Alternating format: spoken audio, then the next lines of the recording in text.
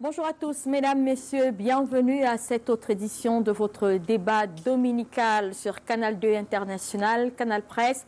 Nous sommes le 30 avril 2023. Au menu de nos échanges dans ce programme, les discours de haine et l'accroissement des dérives langagières dans l'espace public et particulièrement dans les médias.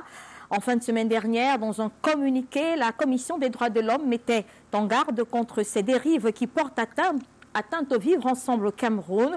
Au moment où l'on se prépare à célébrer le 3 mai prochain la journée de la liberté de la presse, nous essaierons de voir comment l'on peut combattre les dérives langagières dans les médias, mais surtout en s'arrêtant entre autres sur la responsabilité des pouvoirs politiques, des pouvoirs publics, des politiques et également celle de la société civile. L'autre sujet retenu pour ce débat nous amène à revenir sur des questions de violence. Nous parlerons précisément de la violence dans les stades, alors que le sport est attendu pour servir à réunir, unir et pacifier les peuples et les nations. Les matchs de football se sont transformés, s'illustrent tristement, je dirais, par une rare montée de violence, des agressions sur les arbitres et des coups entre joueurs.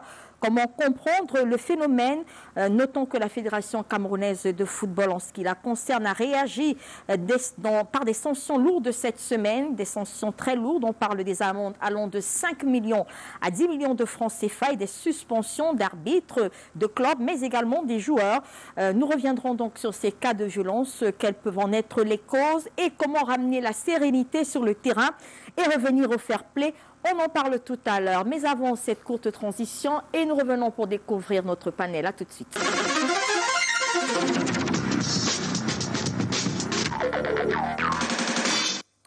Ils seront 5, comme tous les dimanches, avec nous ce matin ou cette matinée. Ils sont déjà 4 présents. Nous avons encore le plaisir et l'honneur d'avoir avec nous ce matin le maire de Ngoumou, Jean-Baptiste Atemengue, communicant du RDPC. Bonjour, merci d'avoir accepté notre invitation. Bonjour et merci de m'accueillir ici. Je sais que dimanche dernier, j'aurais pu être là aussi. Donc, c'était pour un événement familial qui m'a empêché d'être présent à cette invitation que je ne refuse jamais.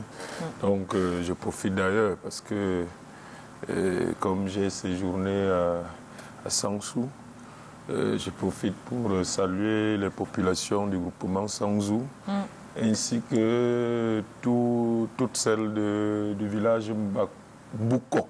Il ne faut pas que je me trompe, parce qu'ils ont fait de moi notable. Et Fon et Dingé. Alors ce titre tombe à point nommé, puisque nous allons parler des discours aînés aujourd'hui. C'est le roi de l'amour. Okay. Donc l'amour entre les peuples. C'est mon nom de baptême dans cette chefferie comme patriarche. Et donc je salue le chef Ngoubéné Narcisse d'ailleurs, Sa Majesté, qui a une cérémonie importante à Douala, je sais, ce week-end. Voilà. Merci d'être là. À vos côtés ce matin, Christian Chami, journaliste, rédacteur en chef du quotidien Le Messager. Bonjour, merci d'avoir accepté l'invitation. Bonjour Albertine, merci de m'avoir invité. Je suis honoré de partager ce plateau. La première en d'autres circonstances et d'autres plateaux, mais toujours dans la même maison.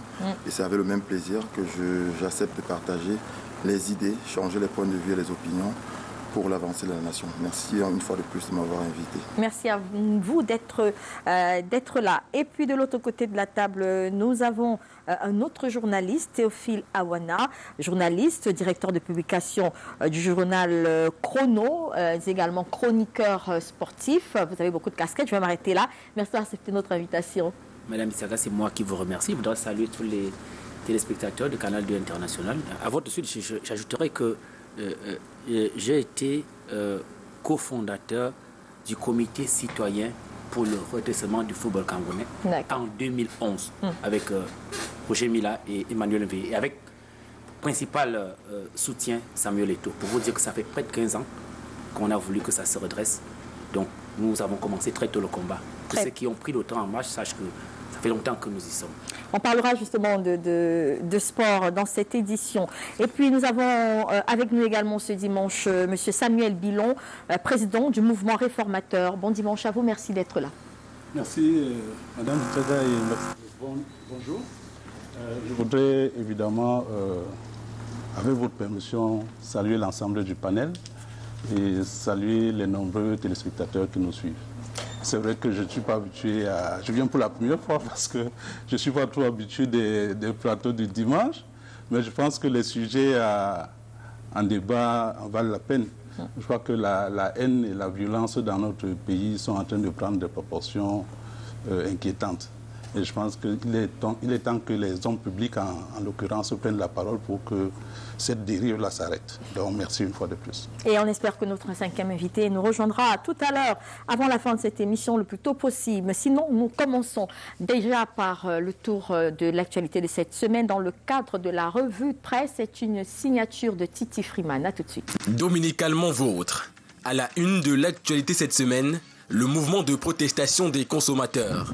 L'avion qui part, titre mutation, en référence au mode avion activé par ces derniers sur leur smartphone au cours de la semaine pour dénoncer les coûts pratiqués et la mauvaise qualité du service offert par les opérateurs de téléphonie mobile de la place. Pourquoi ces tarifs de téléphonie mobile sont-ils aussi élevés? S'interroge en grande une le quotidien Émergence. Orange et MTN sont sous pression, pense le tri-hebdomadaire La Météo. Ceci après que le gouvernement, à travers le ministre des Postes et Télécommunications, Minette Libon-Ludiquin, ait convoqué une réunion de crise ce 27 avril à Yaoundé. Entre Yaoundé et N'Djamena, discorde autour du pipeline, nous apprend le journal L'Indépendant.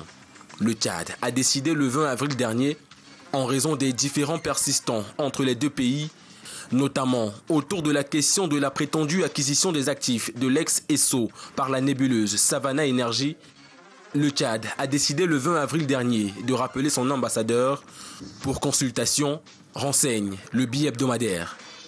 Fumée dans le pipe, d'après Mutation qui tente de comprendre la brouille diplomatique entre les deux voisins autour du pétrole. Pour désamorcer cette crise diplomatique, Ferdinand Gongo a été envoyé en sapeur-pompier chez Déby. Information du quotidien Émergence. Porteur d'un pli fermé pour le président tchadien, l'émissaire du chef de l'État camerounais a été reçu en audience par Mahamat Idriss Déby. Un ciel sans nuages entre les deux États, selon le quotidien Info Matin. Enfin, à la une de Éco-Santé, paludisme. 3 327 381 cas au Cameroun en 2022. C'est le bilan dressé par le Programme national de lutte contre le paludisme en prélude à la 16e journée mondiale de lutte contre la maladie célébrée le 25 avril. Voilà pour l'essentiel de l'actualité à retenir cette semaine. Bon dimanche et à dimanche, s'il plaît à Dieu.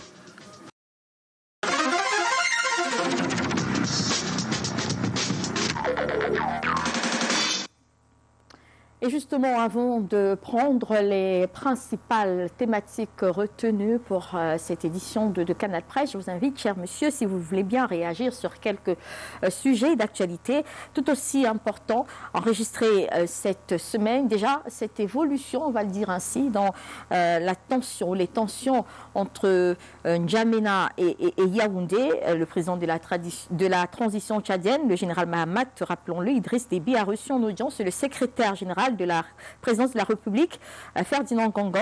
Il était envoyé spécial du chef de l'État camerounais. C'était le 26 avril dernier. Au sorti de cette rencontre, M. Bilon, Ferdinand Gongo a indiqué que le ciel était désormais bleu entre le Tchad et le Cameroun, que les relations excellentes qui existent entre les deux pays demeurent. Est-ce que vous parlerez d'une évolution? Alors, vous êtes aussi optimiste que la presse qui estime aujourd'hui que les choses se sont éclaircies, parlant de la brouille entre ces deux pays qui avait également été marquée par le rappel de l'ambassadeur du Tchad au Cameroun.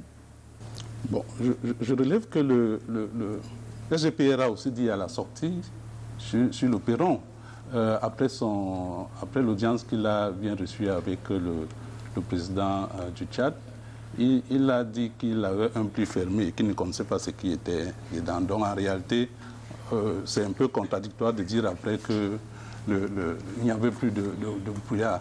Mais je voudrais surtout relever avec votre permission le fait que juste après son passage, le président de la CEMAC vienne au Cameroun. Vous y voyez un lien? Oui, évidemment. Ça veut dire que certainement que la démarche camerounaise n'a pas pu faire avancer les choses. Et je pense que c'est une bonne nouvelle que le président Touadéra, en tant que président de la CEMAC, vienne au Cameroun pour essayer quand même d'apaiser un peu cette crise. Je voudrais, avec votre permission, relever que après la sortie de la présidence tchadienne, le mouvement réformateur a commis un communiqué et sur les faits, nous avons dit une ou deux choses. La première chose, c'est que nous avons réaffirmé notre engagement pour l'accélération de la construction communautaire. Il faut que les gens comprennent que nous avons besoin effectivement de construire l'unité en Afrique centrale pour aller vers l'unité africaine que tous les peuples africains attendent. La deuxième chose, c'est que nous avons appelé au dialogue entre les deux gouvernements, notamment le gouvernement camerounais et le gouvernement tchadien, pour que les choses reviennent à la normale. Je pense que ce n'est que par le dialogue que les choses peuvent revenir à la normale, mais un dialogue sincère alors. Et enfin, nous avons regretté l'insuffisance de la CEMAC à protéger les populations et les États. Pour mémoire, il n'y a pas très longtemps, on a, sans publicité, une société brassicole de la place UCB, pour ne pas la nommer, qui a taxé fortement la CEMAC pour violation des règles de l'enseignement, notamment des règles de transparence, dans le cadre de l'acquisition par la SABC de Guinness. Et vous voyez que dans le communiqué du Tchad, la CEMAC a été taxée. C'est pour ça que nous pensons que si le président Touadéra, en tant que président de la CEMAC, vient ici pour résoudre ce problème, je pense que ça ne peut être qu'une bonne nouvelle. Et nous attendons de cette rencontre avec le président Biya des résolutions fortes. En l'occurrence, que le Cameroun, très rapidement, pour contacter les Tchadiens, prenne ses distances avec ce que les Tchadiens ont appelé la nébuleuse savane. Parce que vous ne pouvez pas, entre frères, si moi j'ai un problème avec quelqu'un, vous allez dealer avec la personne. Ce n'est pas bien. Donc, lorsque un État arrive quand même à rappeler son ambassadeur, ça veut dire que la situation est grave. Il faut qu'au-delà des paroles, que le Cameroun fasse un geste fort, ne serait-ce que à titre provisoire, en gelant, par exemple, les rapports entre notre pays et cette nébuleuse, comme les Tchadiens l'ont appelé, pour que après les deux États aillent effectivement au dialogue. Jean-Baptiste Atemengue, un commentaire sur l'évolution de la situation entre le Tchad et le Cameroun, désormais, avec l'arrivée du GPR de ce côté-là, qui, au sortir, annonçait que tout s'éclaircissait entre le Cameroun et le Tchad. M. Bilon estime que ce n'est pas véritablement le cas. Il faut encore des actes forts du Cameroun pour prouver qu'ils ont envie de pacifier, finalement, la situation. Nous formons en fait une communauté d'intérêt, une communauté humaine aussi. Donc le Tchad et le Cameroun sont deux peuples frères, deux pays frères qui ont, pendant des décennies, qui cohabitent, et qui se soutiennent mutuellement, même dans les temps les plus difficiles. Et aujourd'hui, il n'est même pas envisageable qu'il y ait une crise sérieuse entre le Tchad et le Cameroun, parce que cela remettrait en cause les deux économies et la vie des deux peuples. Donc il peut arriver qu'il y ait des incompréhensions, mais c'est naturel qu'après une incompréhension, que les deux chefs d'État trouvent une solution qui ne les engage pas directement. Les affaires sont les affaires, donc il peut y avoir une transaction, peut-être qui a utilisé une méthode probablement mal vécue, mal acceptée par les dirigeants tchadiens. Mais tout problème a une solution et le SGPR, le ministre d'État, a tout à fait raison de dire que sur le plan diplomatique, déjà le fait de l'avoir dépêché est tout un symbole. En général, c'est le mot pli fermé ne veut pas dire qu'on ne sait pas pourquoi et ce qui amène le porteur du pli fermé à aller, parce qu'il n'est pas un facteur. Je suis un ancien postier Il n'y a que le facteur qui ignore encore que même le facteur. Quand on a une certaine expérience, on lit toutes les lettres dans l'enveloppe, donc sans les ouvrir. Quand on a une certaine expérience, donc je pense que c'est une bonne évolution et le gouvernement tchadien a promis le retour de l'ambassadeur cette semaine en principe et la cohabitation pacifique va se poursuivre. Il peut arriver qu'il y ait des incompréhensions, c'est la façon de les régler et la rapidité. Parce que c'est comme tout couple. Si vous restez un an sans vous parler, ça approfondit le malaise. Donc, il faut dialoguer et trouver des solutions. Avant de passer la parole à quelqu'un, est-ce que vous voyez aussi un rapport avec la visite du président centrafricain au Cameroun, une visite d'amitié officiellement? Est-ce que ça voudrait dire, comme le pense ici le président du mouvement réformateur, que la solution n'a pas pu être trouvée entre les deux États facilement? Je ne pense pas que la visite du président centrafricain soit liée à ce petit incident avec le Tchad. De toute manière officiellement. Même quand on réfléchit, le président de la République du Cameroun, c'est le patriarche de la région. Donc s'il a un problème à régler avec son jeune frère du Tchad ou son fils, pratiquement, qui est président, chef de l'État du Tchad, ça demeure néanmoins chef d'État, il n'a pas besoin d'un intermédiaire du président centrafricain, fût-il président de la CEMAC. C'est le rôle que le président Paul Biya joue en Afrique centrale et même en Afrique en général va au-delà de ce formalisme communautaire parce que effectivement le président centrafricain est président de la CEMAC, mais il a besoin pour bien remplir son mandat, sa mission durant son mandat, de s'entourer des conseils et surtout de l'expérience du président Paul Biya. Donc je ne pense pas que... Il y a un rapport entre les deux c'est peu probable, c'est très peu probable. Rapidement, en 30 secondes, ce n'est pas le sujet, on va passer. Juste pour dire que dans les relations diplomatiques entre États, lorsque un pays rappelle son ambassadeur, on ne peut pas parler d'incident mineur. C'est la première chose. La deuxième chose, c'est qu'il faut avoir du respect pour les autres. Vous savez, nous avons un problème dans notre pays, c'est que en partie, ceux qui sont au pouvoir ont souvent tendance à chosifier, à minimiser ceux qui sont en face. Que j'entende sur un plateau, dans le contexte de cette crise, qu'on dise que le président tchadien c'est le fils, ou bien vraiment, je pense qu'on doit pouvoir retirer, parce que ce ne sont pas, avec ce type d'attitude, on ne calme pas le jeu. Donc il faut qu'on respecte déjà les autres si on veut qu'on arrive à une solution. Très bien. Autre sujet dans l'actualité cette semaine, avant de revenir à ceux qui sont retenus, la Confédération africaine de football a rendu publique cette semaine la liste des stades par pays homologués pour la prochaine journée des éliminatoires de la CAN 2023. Le Cameroun passe ainsi de 4 enceintes sportives aux normes internationales en janvier dernier à 3 seulement actuellement. C'était 6 il y a encore quelques temps, si je ne me trompe pas, quelques années il y a d'ailleurs. Et les stades de la réunification, Japoma, Douala, Rumda, Garoua, seuls sont les 3 stades homologués au Cameroun pour les prochaines rencontres des Lions indomptables de la CAF. Alors, c'est passé rapidement, la presse n'en a pas trop parlé. Pourtant, c'est un sujet majeur, M. Awana. Comment comprendre que l'on soit passé de 6 stades aussi rapidement à 3 seulement homologués désormais? D'abord, je voudrais dire un mot à propos de l'affaire entre le Tchad et le Cameroun. Vous savez,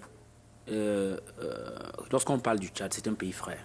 Et chez les bêtises, on dit on ne lance pas la pierre du côté, on a caché la dame Jeanne. Ce sont des frères. Et le président Déby, feu président Déby Itno, allait parfois au front lui-même avec des éléments pour repousser Boko Haram. C'est des gens qui ont démontré qu'ils étaient très proches du Cameroun. Et peut-être le président Samuel Bilon pense que c'est une façon de provoquer le président Mahamat en disant qu'il est le fils du président Biya. Mais c'est une façon de parler aussi en Afrique.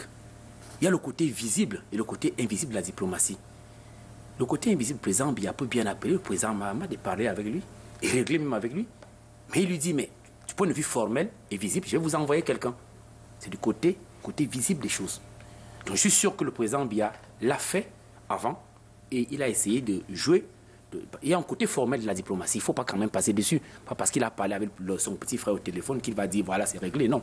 Il y a un côté franchement formel qu'il faut respecter. Et c'est peut-être pour cela que le SGPR est allé au Tchad.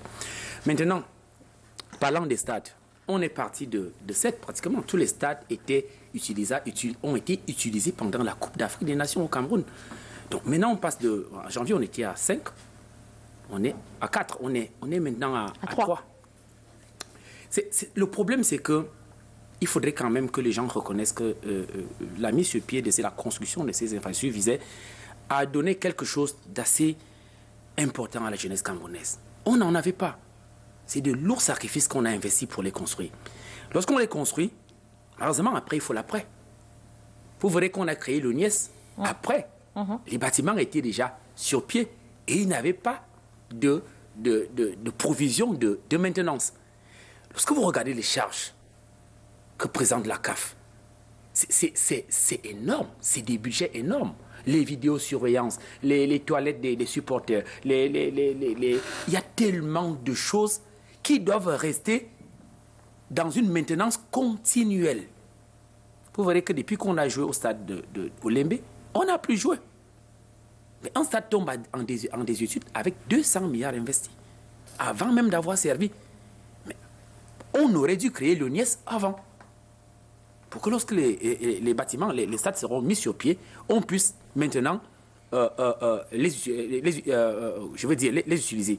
Deuxième chose, vous voyez qu'on est en train de jouer actuellement au centre technique d'Odja. Pourquoi on ne joue pas sur les stades qui ont été financés par le Cameroun? Pourquoi est-ce que l'ONIES a fermé les stades avant la fin du championnat? L'insécurité dont on parle est en partie due au fait que les gens ont accès à la pelouse, ont accès aux individus. Vous pensez qu'un match de football est en sécurité lorsque quelqu'un peut sauter et atteindre l'arbitre? Franchement, c'est très dangereux. Imaginez-vous qu'on ait eu 2, 3, 4, 5 morts là. Parce qu'on va jouer dessus des terrains qui ne sont même pas homologués, qui ne sont même pas de terrain de football. On a donc investi pourquoi? Donc le vrai problème, c'est qu'on n'utilise pas les stades tombent en désuétude rapidement. C'est comme si c'est des éléphants blancs. On a investi pour rien. Qui décide de l'utilisation des stades? Qui décide? Qui devrait dire on joue là, pas là? Les stades appartiennent à l'État du Cameroun. Donc, même quand il fallait jouer, avant le NIES, l'Africa Foot écrivait une lettre de demande, une demande au ministère des Sports et de l'Éducation physique de la mise à disposition. Maintenant, c'est le NIES qui est là. Mais le NIES a confirmé la fermeture des stades, avec quand même pour PCA un ancien footballeur. Et qui voit ses jeunes frères et ses fils jouer dans la boue et se faire menacer, se faire tabasser, alors qu'il y a des stades qui sont là. Je dis, le vrai problème, c'est que les stades doivent rester à la disposition du football. S'ils ne sont pas utilisés, Madame Bitsaka, regardez, tous les stades qui ont été utilisés dans la CAN au Gabon sont tombés en désuétude. Carrément tous. Vous pensez qu'on investit tant de... Et puis, beaucoup de stades ont été financés par emprunt. Des emprunts qui vont parfois sur 40-50 ans. Donc pour moi, ce n'est pas une question de haine entre tel et tel. C'est une question de... On a mis l'ONIES sur pied, qui est d'ailleurs à prendre, la moutarde à prendre. Qui est là depuis seulement 3 mois. Hein, il faut mais sauf que quand 200 milliards tombent en désuétude, ce n'est pas une affaire de 3 mois, c'est une question de jours. Ils doivent s'asseoir et dire comment on fait pour avoir de l'argent pour que ces stades restent en vie. Très bien. Christian Tchami, sur la question de l'homologation des stades, votre avis sur le sujet? On est à 3 stades, c'est seulement homologué. On parle de 6 à 3. Comment est-ce qu'on peut expliquer ça et comment faire?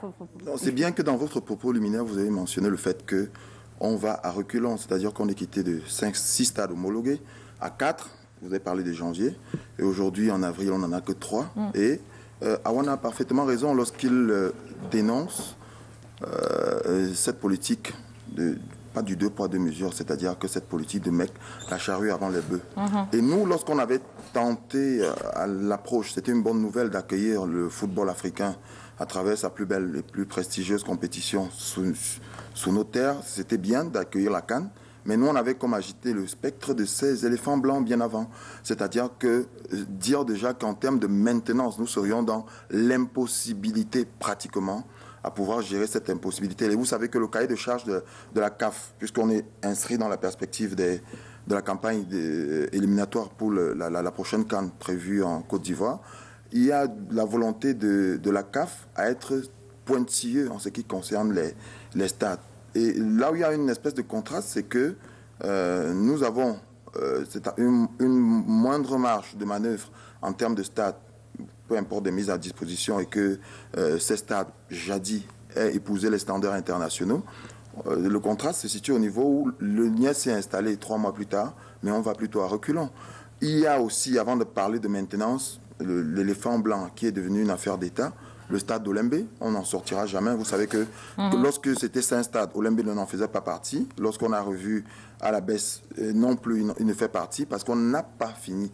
En fait, on a évolué, on a disputé la CAN dans un chantier, pour parler trivialement. Et vous avez vu la somme des sorties épistolaires et la guerre de chiffres entre le ministre des Sports et la société qui a été appelée au pied levé après la démission de l'Italien Piccini pour la construction de cette infrastructure. Et le NIES Non, le NIES peut faire quelque chose. Il est créé et il a un cahier de charge. Moi, pour ma part, le jugement que j'avais posé sur la création de l'ONIES, c'était d'applaudir des deux mains, mais avec un peu de recul, avec un peu de bon sens. On voyait que l'ONIES arrivait comme dans une pétaudière au sorti, parce qu'elle a été le décret qui crée l'ONIES intervient quelques mois après la CAN que nous avons déjà abritée. C'est-à-dire qu'on envoie l'ONIES au chaudron parce que dans les missions qui lui sont assignées, encore que c'est une pléthore de missions,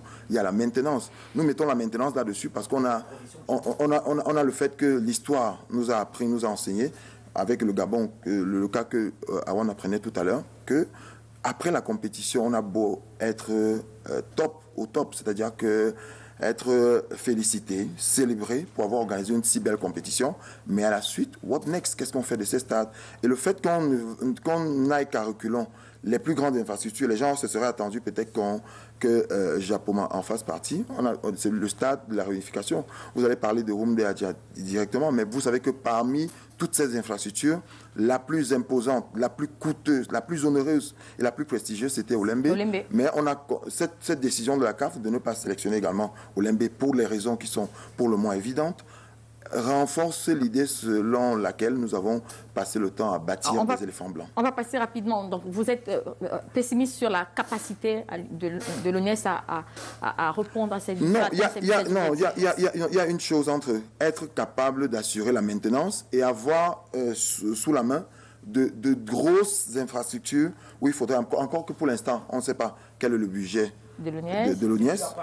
Et maintenant, parce que pour l'instant, on a créé l'ONIES et on a installé des hommes pour faire rouler la mécanique. Maintenant, sur le plan pratique, il faudra attendre pour voir si effectivement le budget épouse la capacité de l'ONIES à pouvoir assurer la maintenance de ces infrastructures. Vous voulez dire quelque chose rapidement? Oui, parce que j'écoute les journalistes et les spécialistes, mais il y a quand même quelque chose à corriger. D'abord, les stades homologués actuellement, je ne sais pas qui a publié l'information de 3, parce que le stade Omnisport demeure homologué jusqu'à preuve du contraire. Il est suspendu par l'office. Ça veut dire que la CAF a, pour les éliminatoires en cours, la CAF a homologué 4 stades. Voilà. Il se trouve que dans l'intervalle, le stade Omnisport a été suspendu par l'office. Alors, l'ONIES n'a pas fermé les stades, d'après mes informations. L'ONIES les a fermés pour maintenance, justement. Tous les stades, à ma dernière connaissance, d'après mes informations, tous les stades ont un personnel. On a nommé des directeurs qui sont, je crois que les grands stades comme Japoma ou Lembe ont pratiquement une cinquantaine au moins de personnel qui y travaillent. Lembe n'est pas homologué parce qu'il n'est pas achevé à 100%. Il y a eu une réception provisoire pour l'organisation de la CAN avec des réserves. Actuellement, d'ailleurs, c'est une des méthodes qu'utilise l'entreprise McGill pour montrer qu'elle est de bonne foi. Elle travaille à lever ses réserves. Donc, il travaille au stade d'Olembe. Il y a des réserves pour qu'il y ait une réception définitive. Malheureusement, ils ne travaillent pas pour le reste des grosses infrastructures qu'on attend. Mais ils sont effectivement en train de travailler pour lever ces infrastructures. Donc, le problème du stade de football, parce que le complexe n'est pas que le stade Olembe, mais le problème du stade de football en tant que tel Olembe est un problème mineur parce que ces réserves n'étaient pas énormes. La preuve, c'est que la Coupe d'Afrique s'est jouée dans ce stade. Dans ce très beau stade. Mais c'est clair que c'est pas homologué. Il n'est pas homologué le stade. On ne jouera pas là. La CAF avait autorisé provisoirement, comme l'État avait d'ailleurs fait une réception provisoire. Mais ce qui veut dire que si la compétition s'est jouée, il manque très peu de choses pour que le stade soit... Alors, on est d'accord sur... C'est pas le sujet, on est d'accord sur le fait qu'il faut trouver des solutions pour la rentabilisation et la maintenance permanente. Mais je crois que la création de l'ONIES vise justement à éviter le syndrome gabonais des stades post-CAN là-bas qui n'ont pas été utilisés. Deuxièmement, la CAF n'a pas émis les réserves pour lesquelles les stades qui étaient bons il y a 6 mois ne le sont plus. Parce qu'il n'y a pas une évolution. A priori, de la CAF? Non, c'est un peu arbitraire. Je conteste parce que non, mais ils doivent adresser les réserves précises. Parce que quel est le changement qui est intervenu au stade de Limbe ou au stade de Bafoussam, qui sont de très beaux stades reconnus il y a quelques mois par la FIFA comme des stades pouvant abriter des matchs de la FIFA. Quelle est la réserve aujourd'hui? Donc c'est à la CAF d'adresser. Je trouve cela totalement arbitraire. Donc on ne peut pas dire qu'on va en reculant. Il y a un problème de maintenance qu'il faut assurer et d'exploitation effective. Il faut aussi savoir que la FECAFOOT, c'est vrai que c'est un problème de planning, mais la FECAFOOT, il est arrivé que la FECAFOOT fasse jouer sur le même stade 3 matchs en une semaine, ce n'est pas la norme. Donc il y a une surutilisation de certains stades. La norme, quand on dit 3 matchs en une semaine, 3 matchs en un jour, sur le même stade, c'est inadmissible. Très bien. Et donc il faut aménager, je crois qu'il faut aménager un bon planning pour l'utilisation des stades. Et l'ONIES qui vient d'être créé va travailler pour la maintenance. Je crois que c'est plus profond que ça. Non, s'il vous plaît, rapidement. Oui, rapidement. Vous m'avez donné 1 minute, je les utilise. Les exigences des stades pour la CAF, c'est typage. C'est très costaud. C'est bien sérieux. Je vous dis, entre le terrain de jeu, les environs de stade, la zone d'échauffement, les buts, recadrage, les bancs et remplaçants officiels, les mâts, éclairage de terrain. Ce qui évolue, monsieur le maire, c'est que lorsque seulement la pelouse, qui est en gazon naturel, elle est déteinte, qu'est-ce qu'on fait pour qu'on remplace? Écoutez-moi, il y a des pics. Écoutez, je suis en train de vous dire. C'est que la pelouse d'un stade, il faut vous ne jouez pas. Il faut 2 semaines pour vous ne jouez pas. Le Burkina ne jouera pas chez elle. Le Bénin, le Niger ne jouera pas chez elle. Le Ghana ne jouera pas chez elle. C'est 23 pays qui sont concernés. Vous ne marchez pas, vous êtes dehors. C'est bien plus sérieux. Je vous dis, on a le pronostic vital des stades, c'est comme en chirurgie, du malade, non, il est vraiment engagé. Écoutez, non, monsieur le maire, laissez-moi parler. Pas seulement la pelouse, je vous dis, il y a des conditions médicales. Monsieur le maire, s'il vous plaît, laissez-moi. Il y a des conditions médicales, madame, laissez-moi prendre mes 10 secondes qui restent. Il y a des conditions médicales. Il faut avez-vous la liste de ce que la CAF reproche pour que voici le document que j'ai entre les mains, je suis en train de vous parler. Consultez-le. Voici que j'ai. C'est bien sérieux ce qu'on est en train de dire. Ça, vous parlez du cahier des charges. Je veux dire, dans chaque stade, avez-vous les réserves émises aujourd'hui par la CAF? C'est bien plus sérieux que ça. Et l'ONIES n'a pas, je dis, même là, on n'a pas encore mis à la disposition le budget nécessaire. Vous savez que pour jouer un match, c'est vrai que pour l'éclairage, il en faut pour 4 millions de francs. C'est le ministère qui a assuré la maintenance avant l'ONIES. Il y a eu des manquements. Écoutez, monsieur le maire, je vais vous dire le budget, le ministère, monsieur le maire, on construit un stade avec un groupe électrogène. Si on avait acquis l'éclairage solaire, on ne serait pas en train de dépenser 5 millions par match. Très important. Il y a des choses qui ont été banaliser les efforts que le gouvernement camerounais a fait. Non, on ne l'a pas fait. Je suis d'accord qu'on peut lever sa réserve. Mais je veux dire, il ne faut pas faire comme si ces stades sont on parle des faits. On va passer aux autres sujets. C'était juste une parenthèse. Ça veut dire que le sujet il est digne d'intérêt. On reviendra certainement dans nos prochaines éditions. On va parler à présent des discours de haine et déviance langagère dérive langagère dans les médias, mais pas que, dans l'espace public. Je le disais en début d'émission, on va prendre ces transitions et on revient pour en parler.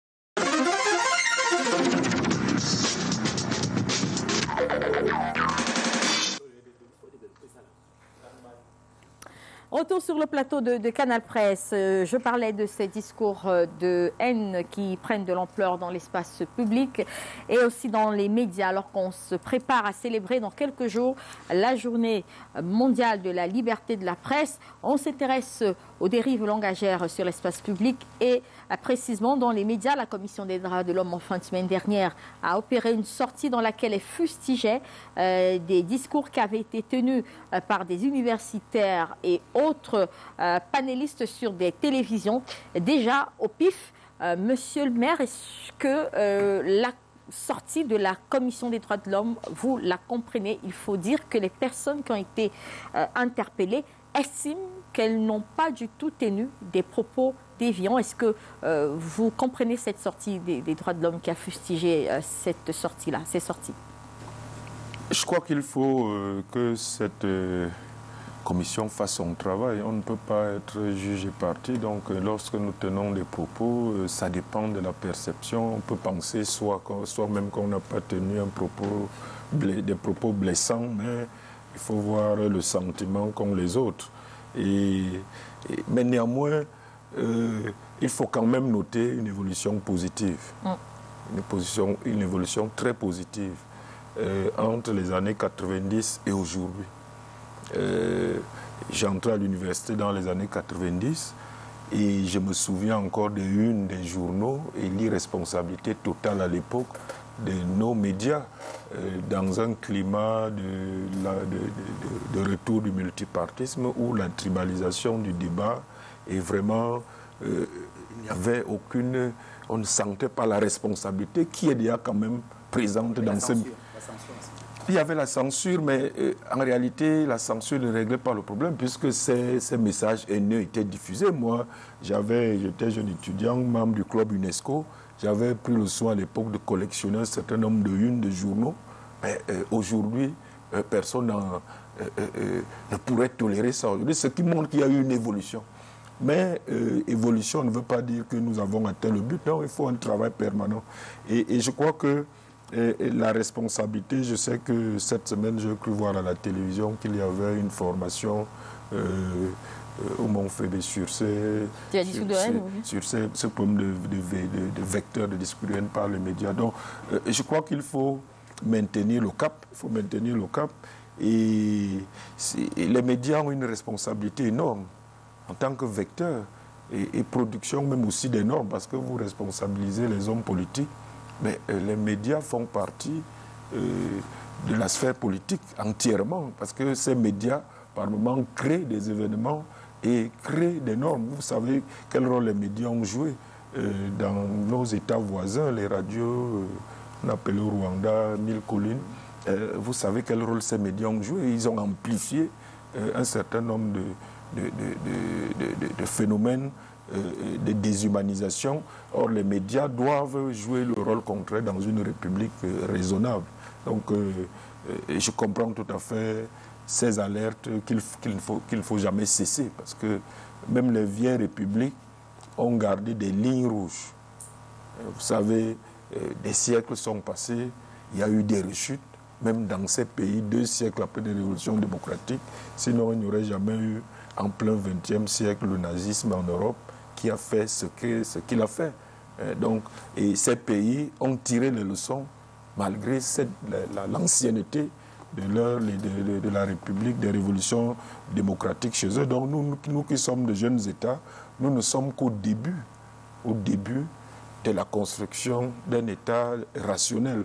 Le tribalisme, la laïcité qui est porteuse de tolérance, tout cela sont des concepts que les médias et le personnel politique doivent approfondir.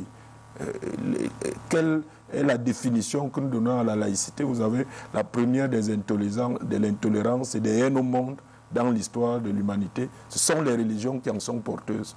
Et si on n'arrive pas à délimiter, la religion a deux effets, parce qu'elle porte elle-même sa haine, elle entraîne des dégâts énormes, mais en même temps, l'esprit même de religiosité enlève en l'être humain la raison. Donc il ne raisonne plus comme le veut la République et l'État. L'État, c'est un organisme rationnel qui fonctionne avec la raison. Mais si vous ramenez des passions dans un État, vous ne pouvez pas bâtir une démocratie, une république. Il n'y a pas possibilité d'évoquer les droits de l'homme parce que les gens parlent avec la foi. Et cette foi, vous savez, les dégâts qu'elle peut faire. Donc, la laïcité, il y a des penseurs européens à un moment qui ont pensé à une sorte de religion civile. C'est-à-dire que où les religions étant reléguées dans nos maisons, dans la sphère privée, on ne parlerait dans l'espace public que de la Constitution, que de la République, que des droits de l'homme, que de la démocratie, que de ce qui relève de l'intérêt général. Ce n'est qu'un... Bon, la France ne l'est pas encore totalement. C'est pour ça que je dis que c'est un combat de longue haleine qui n'a jamais de fin. Et nous qui sommes au tout début de la construction de notre jeune État, nous avons intérêt, médias, acteurs politiques, leaders d'opinion, et même des leaders religieux, puisqu'ils ont quand même une influence dans leur domaine privé, parce que la religion relève du privé. Nous avons tous cette responsabilité de faire élever la conscience nationale et républicaine. Le tribalisme, en plus, demeure une plaie, parce que tout cela concourt à... Parce que le problème de la République, c'est d'éviter d'hisser des barrières, des barrières entre nous et les autres. Très bien. Dans une République, il n'y a pas nous et les autres, que ce soit pour des raisons tribales, religieuses ou autres, ou même sociales. Parce que nous savons que nous vivons dans un pays où il y a beaucoup d'injustice sociale. Mais l'injustice sociale doit entraîner un discours républicain pour régler les problèmes de façon rationnelle. Oui. Les régler, poser des solutions progressives, comme j'ai en face de moi un président de parti de mouvement réformateur. La réforme, c'est vraiment quelque chose de rationnel, de pacifique, qui n'a rien à voir avec la révolution. Ça veut dire qu'on doit poser les problèmes, rechercher progressivement les solutions. Ça n'a rien à voir avec la révolution qui, en soi, est haineuse. Très bien. Voilà. Christian Tchapmi, est-ce que vous êtes d'accord, le contexte il a évolué positivement, alors qu'on semble dire, et même la Commission qui reconnaît que ces dernières années, et même ces derniers mois, la montée des discours de haine dans les médias, dans l'espace public est vraiment, on va dire, flagrante et qu'il faut faire quelque chose ou encore attention. Quelle est la lecture que vous faites au premier jet de la situation aujourd'hui? Non, monsieur le maire est dans son rôle. Il a l'air de tout minorer et il estime que s'il faut mettre sur la balance les années 80 où il était fier d'être étudiant à l'époque et aujourd'hui, on se rend compte qu'il y a de l'évolution positive. Mais je pense plutôt qu'il faudrait inverser la courbe parce que vous vous rendez compte, je ne voudrais pas être un anthropologue pour pointer dans les indicateurs qui estiment également qu'on a atteint le pic, mais vous le voyez, nous le vivons dans les médias et au-delà dans l'espace public. Aujourd'hui, à grand renfort de l'expansion non tolérée, non contrôlée des réseaux sociaux, je crois qu'on a atteint le fond. Le truc de la problématique des discours haineux partent d'abord d'où? Et il faudrait que chez nous, en tant que médias, et je parle en tant que responsable d'un contenu éditorial, d'un quotidien quarantenaire comme le Messager, il faudrait un minimum de sélection, une espèce de tamis pour à qui vous donnez la parole et comment traiter un sujet, c'est-à-dire que comment l'aborder sans offenser, sans heurter, sans blesser. Parce que dans le traitement de l'information, on a beau, et c'est cela qu'on a fini par cultiver, c'est-à-dire que tous les problèmes sont résolus sous le prisme de la tribu. Pas de la tribalité, mais du tribalisme. Voilà pourquoi aujourd'hui on est à un pic suffisamment élevé, si bien qu'aujourd'hui des gens pensent qu'il faut défendre une opinion, un point de vue, fût-il celui de la nation, au nom de la société et donc de sa tribu, et non pas de la République, qui est l'espace qui est plus cher pour nous et pour tous les autres. Donc je pense que c'est cette amalgame et cette façon de prendre un peu à la légère la résolution des problèmes, ou bien la façon avec laquelle les gens appréhendent les problèmes, qui nous pose véritablement, qui nous pousse à arriver à l'état où on en est. Et quand vous parlez de pic, vous ne vous rendez même pas compte aujourd'hui, parce qu'avec les réseaux sociaux qui ne sont pas des médias, il faut le rappeler, aujourd'hui la crainte, l'inquiétude est forte. La sortie du président de la Commission des droits de l'homme, elle arrive fort à propos, mais elle, pour beaucoup, elle arrive comme simplement un grain de sable dans tout un océan, parce qu'il faut bien plus que des communiqués, bien plus que cette façon de s'indigner de la montée vertigineuse de ces fléaux. Disons-le ainsi, le discours de haine est un fléau, et ça affecte non seulement nous, en tant que médias, les téléspectateurs, les lecteurs, les auditeurs, et toutes les populations que nous sommes censés former, instruire ou bien informer. Donc, pour ma part, je ne peux pas vous dire que je ne peux pas oser minorer le pic que nous avons atteint et tenter de donner un passe-droit à une évolution, peut-être dans la démarche du gouvernement, à vouloir résoudre ce problème. Je convoque plutôt, et il faut le rappeler, que la mise sur pied ou la création de la Commission nationale de bilinguisme et du multiculturalisme et toutes les autres organes ou organismes autour pour célébrer plutôt le vivre ensemble et combattre le discours haineux. Je pense qu'aujourd'hui, à l'épreuve de bilan, on ne pense pas que les choses ont évolué, mais plutôt on est parti, comme je vous ai dit tout à l'heure, d'inverser la courbe, plutôt que de penser qu'on regarde positif. On a pour objectif sauver et sauvegarder la République, mais chacun défend on va dire son petit big tech ou bien sa petite tribu.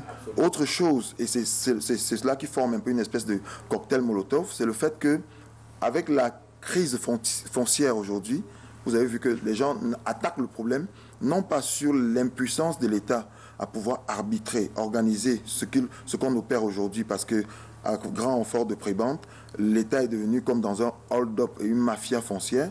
Les gens défendent, même pour résoudre la crise foncière, les gens se revendiquent d'une appartenance à une tribu plutôt qu'à la République. Et dans tout cet embrouillamini, il devient difficile, mais alors même impossible, de pouvoir lutter efficacement. Nous, en tant que médias, on le fait. J'ai parlé tout à l'heure d'une espèce de tamis. On multiplie des rencontres dans le sens de sensibiliser les médias, parce que dites-vous bien que dans cette crise et dans ce malaise, tout le monde est responsable, y compris les médias, parce que vous avez vu simplement la une des médias. Il y a les médias qui affirment une appartenance d'un tel à un tel. Quand une affaire en justice, on estime que c'est un clan, une tribu qui s'oppose à une autre, et etc. Et l'État, là où elle est condamnée, là où il est condamné, et il faut le mettre au banc des accusés, c'est parce qu'effectivement, on ressent comme une espèce de laxisme, d'immobilisme, d'attentisme de la part de l'État qui laisse faire, et dès que ça sert, dès que l'État ou le gouvernement sait que cela sert à ces petits calculs politiques, ben on reste tranquille. Donc je pense que mieux que des communiqués, des sorties pour dénoncer et s'indigner, il vaut mieux que ça, et réinculquer dans les mémoires, dans les esprits, le fait que nous appartenons à une république et non d'une tribu. Même si sur le plan anthropologique, les experts qui auront une analyse plus pointue là-bas vous diront que effectivement, c'est depuis la société que les gens estiment que non, je viens de la Léquier, je suis un Écan. Celui-ci sort et il dit non, je suis un Douala de souche, etc. Et que la revendication transposée sur la place publique amène à refouler les frontières qui devaient effectivement nous rassembler plutôt que de nous désunir. Il y a des discours à caractère tribaux, mais il n'y a pas que cela. Il y a des insultes aussi. Des personnes de même tribu s'insultent parfois. Donc, ce n'est pas juste une question de tribalisme dans l'espace public. La question que moi je voulais vous poser, est-ce qu'il n'y a pas trop de responsabilité qui est remise aux médias, parce qu'on a le sentiment que chaque fois qu'il y a une dérive de la sorte, on interpelle les médias, on interpelle les hommes de médias. Est-ce que le problème, il n'est pas ailleurs? Est-ce que les responsabilités peuvent vraiment, en grande partie, être portées sur les médias qui, parfois, ne donnent que la parole? Oui, moi, je suis tout à fait d'accord avec vous. Les médias ne peuvent pas être que responsables. Le problème vient d'où? Regardez ce que le pays est devenu. C'est politique, tout ce que vous voyez là. C'est-à-dire que, regardez ceux qui parlent. Ils choisissent telle ethnie. Regardez ceux qui réagissent. C'est la nourriture du débat politique. Appauvri de tous les côtés, il vit d'insultes, il vit de haine tribale. Ce n'était pas la politique que les Frunzi faisaient avec les billets en 90. Hein. Regardez bien les Bello Bouba, les Frunzi, les Kinzi. Ils avaient d'autres choses, ils avaient une façon de mener le débat politique. C'était plus sérieux, plus responsable, plus respectable. Maintenant, le débat politique tourne autour de l'enjeu alimentaire, de l'enjeu d'intérêt. Pourquoi l'État n'a pas voulu autonomiser les ressources de la presse? Si SABC produit 1000 milliards, là on dit vous versez 100 millions à la presse. Vous aidez par la publicité la presse à vivre. Mais monsieur, si monsieur le SGPF finance mon journal, qu'est-ce que je fais? Si c'est plutôt Madame Courtès, excusez-moi, il faut respecter les dames, qui finance le mien, je fais comment? C'est important. La liberté de la presse, sans autonomisation financière, la presse n'a pas de valeur. Mais remarquez, en 90, Pius Ndiaye est allé en prison. Pour combien? Pour des phrases, pour des mots. Mais tout ça est parti parce que, effectivement, l'État est devenu un clan. Et où des super personnes sont assises là où elles sont, elles téléguident la presse. Moi, je vais vous aider, moi, je vous aide, moi, je vous apporte aussi, moi, je vous aide. Regardez derrière ce qui se passe. Mais on ne peut pas avoir démocratie sans la presse. La presse est essentielle. Mais les gens se sont battus. Les gens se sont battus pour que ça avance. Mais on vous dit que si vous avez un journal, vous allez prendre 100 000 francs chez tel là-bas. Je connais des gens qui vont chez eux là-bas, prendre 100 000 toutes les semaines. Mais ce monsieur contrôle à peine 80. S'il y a 80 jours, il en sans donner son nom, bien sûr, 30 ou 35. Il écrit les unes avec le bic. Mais vous voulez que ces gens fassent quoi? Mais qu'on autonomise la presse financièrement, que ce pays sorte de l'ornière. Parce que ce que les gens font, s'ils savent que ça va être dit, ils ne le feront pas. Mais on tourne en boucle comme ça dans l'affaire Martinez Zogo. On cherche qui est fait. Mais on cherche. Mais pourquoi cherche-t-on autant? Si la presse est vraiment été autonome, elle serait allée trouver le responsable là où il est. Croyez-moi, la presse est capable de fouiner. La presse n'a fait que ça. Les plus grands problèmes dans le monde, c'est la presse qui les a dénichés. Mais on veut faire que la presse soit muselée, qu'elle soit dans un petit coffre, on l'entretient. Non, c'est très dangereux. Deuxième chose que je voudrais ajouter, c'est que là, nous sommes à l'avant-veille de la journée internationale de la presse. Et combien de presses sont convoquées par les officiers de la police judiciaire? C'est Mme Touna de Repère qui est convoquée mardi prochain par le DRPJ. Elle a un problème avec... Et on a écrit là-dessus sur sa convocation, le ministère public. Mais cette dame, le fait de pratiquer le journalisme, elle est convoquée. Mais on est rentré en arrière. C'est très dangereux qu'on ne muselle pas cette presse. Le problème, je vous dis, l'autonomisation financière. S'il y a une entreprise qui produit 1000 milliards, qu'elle verse 1 milliard à la presse, ces gars iront chercher l'information là où elle est. Et le pays sera sorti de la manipulation. Et peut-être pourront faire le choix d'à qui donner de la parole. Il va publier sur cette entreprise aussi, s'il faut dire la vérité, sur l'entreprise en question. La publicité, c'est une loi. Il faut que cette loi soit effective. Il faut dire que le fait que la presse soit indexée ou adossée aux intérêts économiques ne la rend pas indépendante non plus. Donc, non, je n'ai pas dit. J'ai dit qu'elle est actuellement assujettie à la manipulation, au financement, au culte. Donc vous voulez transférer la manipulation politique à l'économie. Ce sera une obligation, ce ne sera pas de l'aide. Oui, M. Guillon. Ce ne sera pas de l'aide, voilà. Donc la l'aide, elle enlève le respect quand on parle de l'aide. Oui, d'abord, avec votre permission, juste un mot sur le dernier débat, parce que je n'ai pas placé un mot. Juste vous dire que M. le maire a semblé remettre en cause les principes de modulation de la CAF. Mais je voudrais... En reparlons là. Oui, je voudrais quand même rappeler, juste un mot, pour rappeler qu'en fait, les footballeurs, ils ont la chance qu'il y a la CAF Parce que si pour les routes, on avait aussi une infrastructure, une cave-route, on n'aurait aucune route dans notre pays, aucun chemin de fer dans notre pays. C'est pour dire que ce problème, c'est un problème de gestion des infrastructures. C'est même pas un problème de football. Vous comprenez? C'est même pas un problème de gestion. L'accès au stade, il fallait des routes pour accéder au stade. C'est plus compliqué. Pour revenir sur votre sujet... Les routes étaient dans le cahier des charges de la CAF. Voilà, rien ne va bien réellement. Pour revenir sur votre sujet, je voudrais, parce que je suis très attentif au développement de M. le maire. Il a parlé du nazisme dans son développement. Il a parlé aussi de l'injustice sociale. Je crois que pour moi, ça veut tout dire. Parce que moi, je ne dirais pas qu'on est en situation de nazisme dans notre pays. Je ne dirais pas. Je ne sais pas pourquoi il a parlé du nazisme. Mais la vérité, c'est que tout ça, c'est le résultat de la gestion du pouvoir dans notre pays. Je vais prendre quelques exemples. Vous savez, la haine finit toujours à la guerre. C'est pour ça que je vous ai dit qu'avec le développement du discours haineux, il est temps que les hommes publics sortent. Ceux qui sont en dehors des extrêmes sortent pour essayer d'arrêter cette dérive. Vous savez, nous avons une guerre dans les régions anglophones aujourd'hui. C'est après la guerre qu'on crée la commission sur le bilinguisme. Moi, j'ai fait un lycée bilingue, ici à Essos, à Yaoundé. Dans le lycée bilingue, on vous dit que c'est un lycée bilingue. Mais en fait, c'est deux lycées, un lycée francophone, un lycée anglophone. Donc, on a géré les choses de telle manière que les gens soient séparés. Et c'est fatalement qu'on arrive à la guerre. Donc, c'est la même chose. Quand vous regardez aujourd'hui, peut-être deuxième exemple, quand vous regardez les problèmes qu'on appelle problèmes de terre dans notre pays, on a des populations qui s'élèvent contre des investisseurs. Mais quand on regarde au fond, on se rend compte que ces investisseurs ont dealé avec des responsables du pouvoir pour aller, on va dire, accaparer, entre guillemets, accaparer les terres.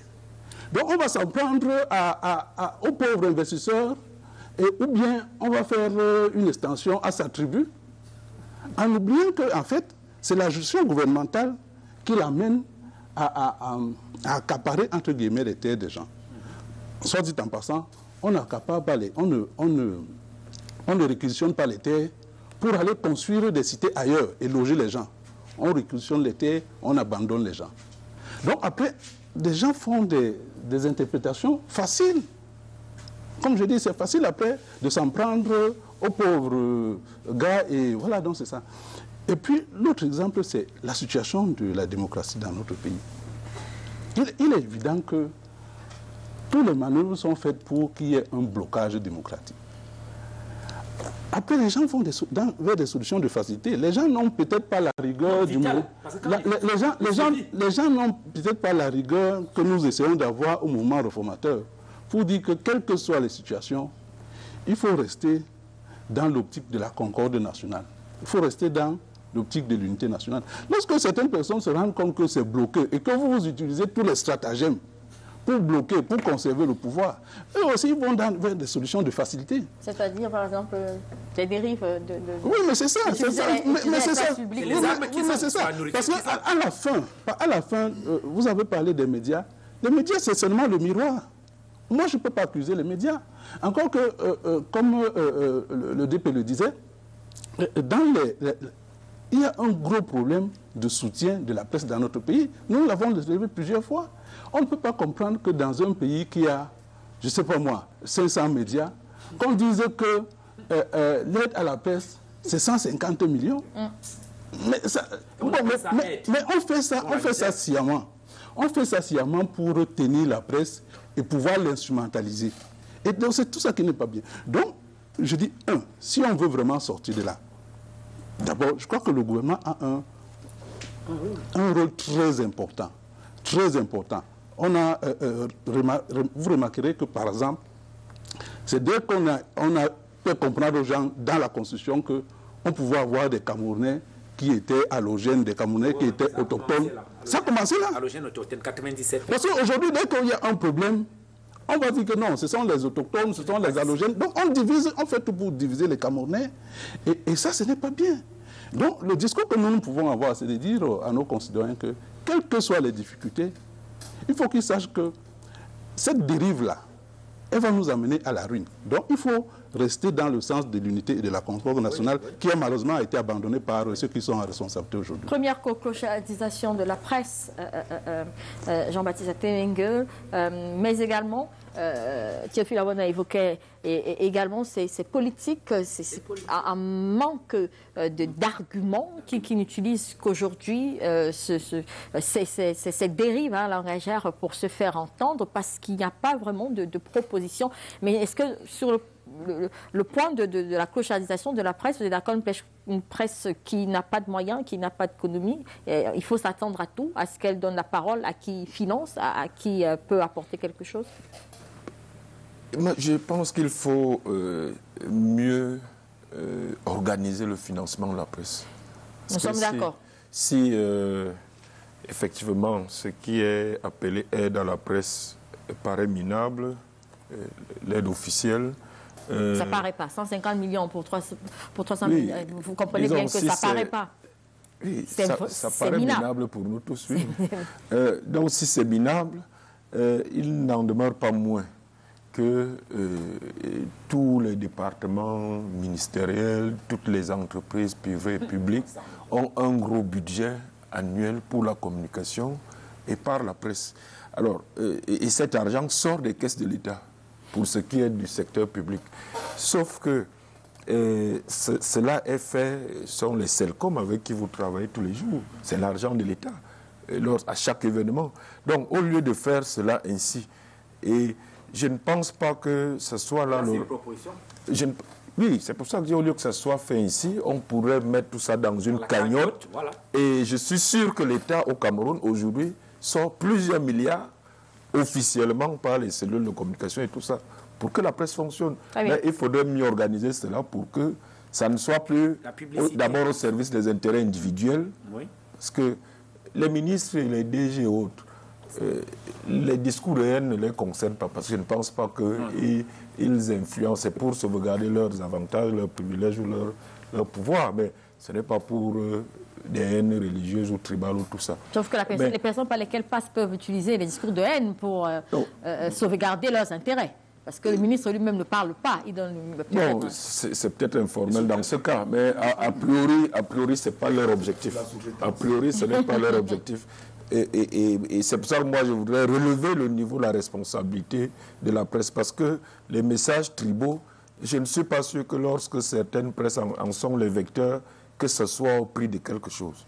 Et là, c'est la presse actrice politique, au sens pur. Il y en a beaucoup. C'est mon point de vue en tout cas.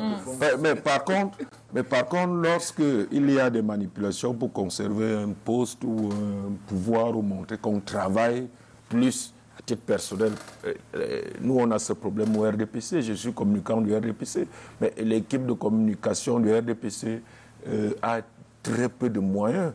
C'est des enfants, des jeunes. Moi, je peux peut-être payer mon carburant. Il y en a qui n'arrivent même pas à payer leur taxi.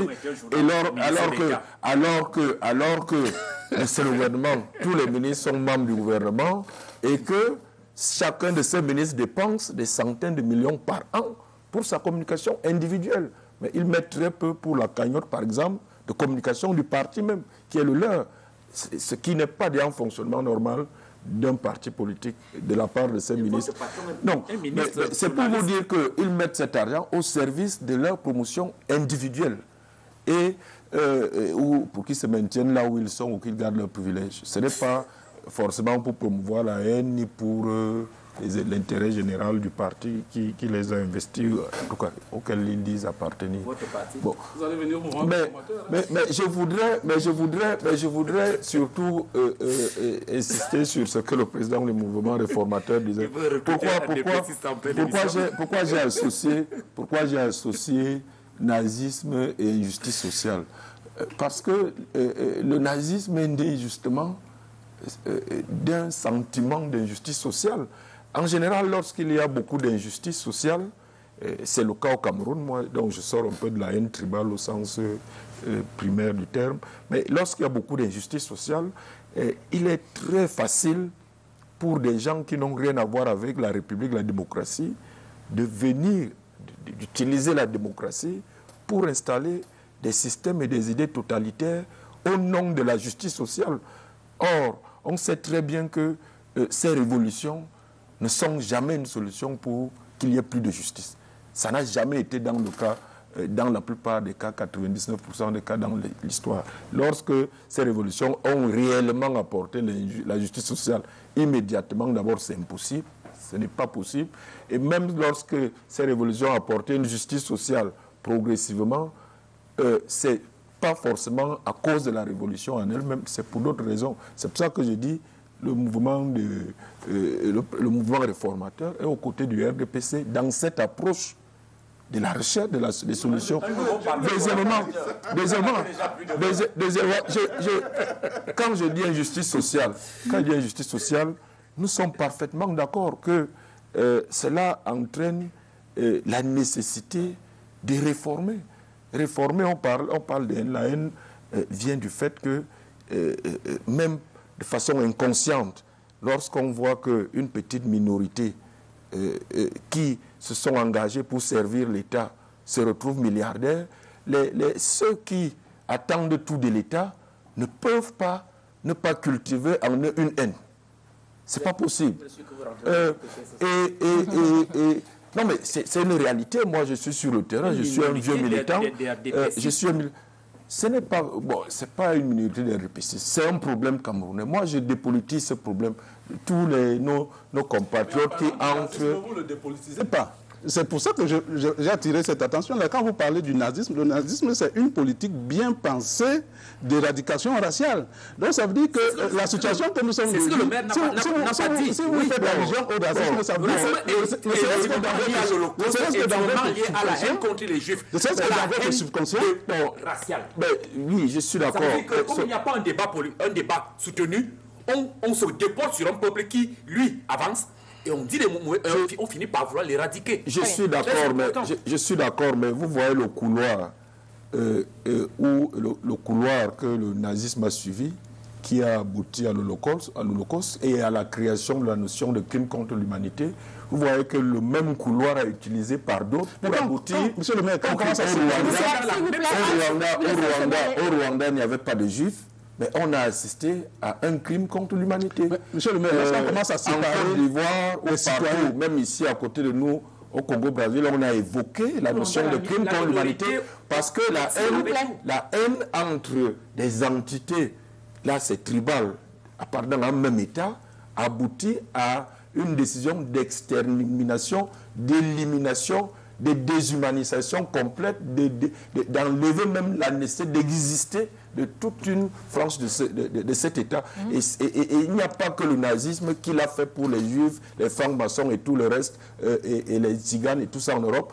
Il y a aussi ici ce discours. Bien sûr, le discours haineux. Et c'est pour ça que je suis, à l'époque, lorsque Feu Ateba-Yene a publié son fameux livre, on s'est croisé le matin de sa sortie, je lui ai dit que monsieur, cher frère, votre livre en Europe n'existerait pas. C'est condamnable, parce que c'est un discours haineux. Lorsque vous entendez certaines façons d'aborder la liberté de conscience comme chaque Camerounais, si un Camerounais aujourd'hui dit j'adhère au catholicisme, je suis franc-maçon, je suis rosicrucien, parce que ce sont des choses qui existent.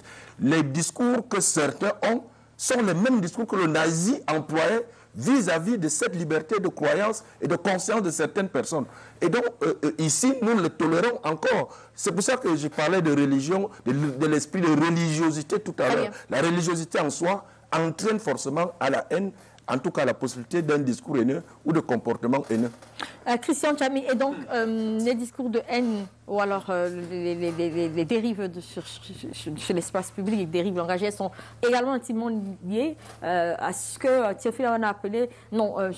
Bilan, une absence de démocratie. Les gens se sentent frustrés, bâillonnés et généralement déversent leur bile, on va le dire ainsi, de façon un peu triviale, déversent leur bile sur ce qui leur reste de liberté, c'est-à-dire les libertés expressives. Est-ce qu'on peut voir les choses comme ça? Assurément.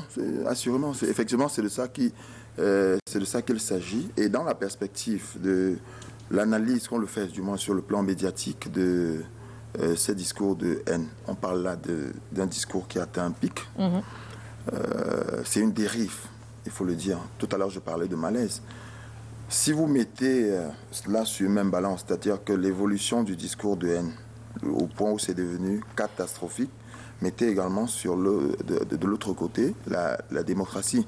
Faites une espèce d'évaluation de notre démocratie. Elle est comme sous assistance respiratoire.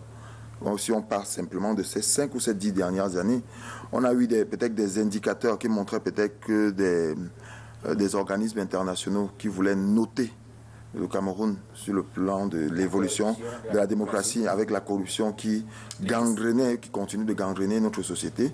On pensait avant que c'était juste une fantaisie, mais lorsque cet état de décrépitude de notre démocratie s'est avéré plus important et concourt chemin faisant avec le tribalisme, vous rendez aujourd'hui qu'on est en train de vivre cela. On peut bien débattre aujourd'hui. Le rapprochement fait avec l'état de la démocratie, c'est indéniable, effectivement, parce que les gens peuvent se sentir frustrés, offusqués, appauvris et délaissés, parce que c'est de cela dont il est question. Il ne faudrait pas simplement voir le terme ou le vocable démocratie avec une approche qui est celle du gouvernement du peuple par le peuple, etc. Mais il faudrait savoir la garantie à ce peuple du minimum, c'est-à-dire des soins de santé, l'éducation. Aujourd'hui, vous savez, on peut bien remettre à loisir le débat sur l'incapacité au gouvernement, au pouvoir public, d'assurer ce minimum aux gens qui manquent une goutte d'eau potable, qui manquent de l'énergie électrique. Et vous savez même que la société en charge de l'énergie est elle aussi tombée dans une crise profonde dont il faut réformer. Et tiens, le mot réforme et réformateur aujourd'hui voudrait effectivement que nous prenions une espèce de recul pour analyser cette situation, mais sorti de nos grands colloques. Vous avez parlé tout à l'heure, et on peut le mettre on peut en faire un parallèle avec la crise au Nozo. On a eu le grand dialogue national. 5 ans plus tard, au sorti de cette grande messe, qui était une espèce de rassemblement, créer une plateforme pour essayer de faire quoi? D'extérioriser tout ce qu'on a comme haine, tout ce qu'on a comme repli identitaire, tout ce qu'on a comme discours haineux vis-à-vis de l'un comme dans l'autre. Est-ce qu'on a l'impression aujourd'hui qu'on récolte les fruits des recommandations de ce grand dialogue national? Et que vous le vouliez ou non, notre État chemine avec certains indicateurs de la démocratie qui tiennent compte effectivement de cela. Le fait aujourd'hui que la guerre du Nozo s'enlise de 2016 à 2023 aujourd'hui n'est pas pour garantir une espèce de siège doré au Cameroun lorsqu'il faudra noter cette même démocratie. Et aujourd'hui, vous voyez qu'on tombe on parle de discours de haine, peut-être que on peut le prendre, c'est pas qu'une question de sémantique, et c'est comme une espèce de mode. Mais le malaise est bien plus profond que des petites évidences ou des débats qu'on peut former ou des thèses qu'on peut soutenir autour de ce tribalisme. On a beau pérorer, mais au centre à l'origine de cette situation qui est devenue catastrophique, insoutenable et inconcevable, il y a le fait que nos gouvernants ont pratiquement laissé ça, on a laissé faire. Une sorte et aujourd'hui, de laisser aller. Des gens simplement se soucient de leur poste. Et s'il faut casser la tirelire pour, d'une façon ou d'une autre, assurer leur éternité au pouvoir, c'est de ça. Et c'est de ça dont il est question. Et maintenant, le peuple, lui, regarde, attend et sur une corde raide, aujourd'hui sur le fil du désespoir. C'est tout ça mis ensemble qui montre effectivement qu'on a beau prendre le tribalisme, peu importe le bout par lequel on le prend, il y a un malaise qui est bien plus profond. C'est celui dont vous faisiez allusion. Monsieur Samuel Bilon faisait allusion avec la démocratie aujourd'hui qui est sous assistance respiratoire, pour dire le moins. On va aborder la question peut-être de comment réparer en quelques minutes. Le temps passe très très vite. Samuel Bilon, Théophile Awad a parlé tout à l'heure. Déjà, il avait commencé à évoquer l'autonomisation de la presse, donner plus de moyens à la presse, puisqu'on parle de médias. Est-ce qu'il y a d'autres solutions qui pourraient aujourd'hui aider? Par exemple, les politiques ont été interpellés, eux, qui souvent, à l'absence de vision, d'argumentaire, versent dans l'insulte, qui participent on va dire, à augmenter ces discours tribaux. Quelles sont les propositions que vous formulez pour sortir de ce fléau? Bon, d'abord, il faut peut-être rappeler que nous, au mouvement réformateur, nous avons nous avons une tradition. Ça veut dire que chaque début d'année, nous rencontrons la presse. Je pense que nous sommes peut-être l'un des rares partis politiques à rencontrer la presse, à présenter les vœux à la presse chaque année. Et nous pensons que, ayant interpellé plusieurs fois le pouvoir pour essayer effectivement de traiter la presse à sa juste mesure, ça veut dire que essayer notamment d'accorder une aide substantielle à la presse, à partir du moment où le pouvoir ne veut pas le faire. Moi, je pense que les organes de presse, et c'est une proposition que nous avions faite, les organes de presse et la société civile peuvent s'organiser déjà pour créer une forme de comité visant, ou bien de fonds visant à aider la presse, à soutenir la presse. Parce qu'effectivement, si on ne peut pas blâmer la presse, à première vue, il reste qu'elle est un vecteur essentiel de ce discours. Et donc, moi, je pense que la communauté nationale, à l'absence d'une démarche volontariste du pouvoir, la communauté nationale peut s'organiser pour voir comment est-ce qu'on peut collectivement, les entreprises, les personnes individuelles, voir comment collectivement on peut soutenir la presse pour qu'au moins elle ne soit plus à la merci de n'importe quel premier, comme on dit, grand homme, je sais pas moi, d'un côté comme de l'autre, pour se laisser instrumentaliser. La première chose, ça c'est pour la presse. Mais de façon générale, vous savez que nous sommes quand même dans un contexte où aujourd'hui, à Douala ou bien à Yaoundé, on a des concitoyens qui arrivent à penser que certains ne sont pas chez eux et qu'ils doivent rentrer, ils doivent peut-être rentrer. Et ça, la responsabilité, elle est celle de ceux qui gouvernent le pays. Et il faut qu'ils prennent conscience de cela. On ne peut pas aujourd'hui, dans un pays comme le nôtre, faire comprendre aux gens qu'à Douala, il y a des gens qui ne sont pas dans leur place. À Yaoundé, il y a des gens, à Bafoussam, partout, il y a des gens qui ne sont pas dans leur place. Et ça, c'est pourquoi? C'est parce que nous avons malheureusement un pouvoir qui a abandonné les populations. On ne construit pas les maisons, les logements. On ne facilite pas l'accès à l'école. On ne facilite pas l'accès aux soins de santé. Les gens vivent difficilement. Et donc, après, ils sont frustrés et vont dans tous les sens. Donc, je pense que, d'abord, ne serait-ce que sur le plan symbolique, il faut que dans notre Constitution, il ne puisse plus apparaître qu'on a des Camerounais à part. Ça, c'est la première chose. Ne serait-ce que sur un plan symbolique. Qu'on arrive à faire comprendre aux Camerounais que quand on est citoyen à part entière sur l'ensemble du territoire national. Et ça, c'est la responsabilité des politiques. C'est une responsabilité très importante. Si on ne fait pas ça, je pense qu'on va vers la dérive, effectivement. Alors moi, je pense qu'il y a des instruments que l'État essaie de construire. Il est vrai que la situation actuelle, sociale est très difficile. Encore avec l'inflation, c'est très difficile. Et moi, je pense qu'il est important que les populations qui nous suivent comprennent le jeu même que jouent les réseaux sociaux. Parce que la récupération de ces discours haineux enflamme la toile. Vous voyez avec quelle facilité. Et vous voyez qu'il y a quelque temps, on était dans le combat Sardina-Antis. Vous voyez ce qui se crée. Et on a vu qu'il y a des gens qui finançaient, comme M. le maire m'excuse, mais même chez lui là-bas, on finançait ces gens pour mener ce combat entre un groupe ethnique et un autre. Il y a un groupe de prévaricateurs d'un côté et celui qui dit qu'on indexe comme celui qui veut prendre après. Donc on est dans une logique, excusez-moi, et comme le père, de plus en plus qu'il devient vieux, les gens se disent que quelle est notre façon la meilleure? Par quelle route on peut prendre? Si on veut atteindre des trucs là, on peut passer comment? Alors ils agitent la toile, créent des situations, manipulent des gens, font diversion pour que les gens ne regardent pas qui est capable de tacler le vieux père et de s'emparer de la situation. Je vous dis, c'est sérieux ce que je suis en train de vous dire. Parce que c'est des grands manipulateurs. Les gens ont entassé l'argent sous le lit et ils essayent de manipuler les gens et de prendre la presse en otage. Je vous dis, ces discours haineux-là, ils y sont derrière. Vous verrez bien un ministre assis en train de rire pendant que c'est fait, il rit. Oui, c'est sérieux ce que je suis en train de vous dire. Donc il est important que les choses s'éclaircissent, par exemple, au niveau de votre parti. Monsieur le maire, on peut aussi savoir qui est le fameux héritier. Peut-être que ça arrêterait ces mouvements que les gens font dans les dessous de chambre, dans l'ombre, pour essayer de prendre la chose. Comprenez bien, entre parenthèses. Peut-être que ça créerait ça décrisperait un peu l'horizon. C'est parce que c'est un problème réel à l'heure qu'il est.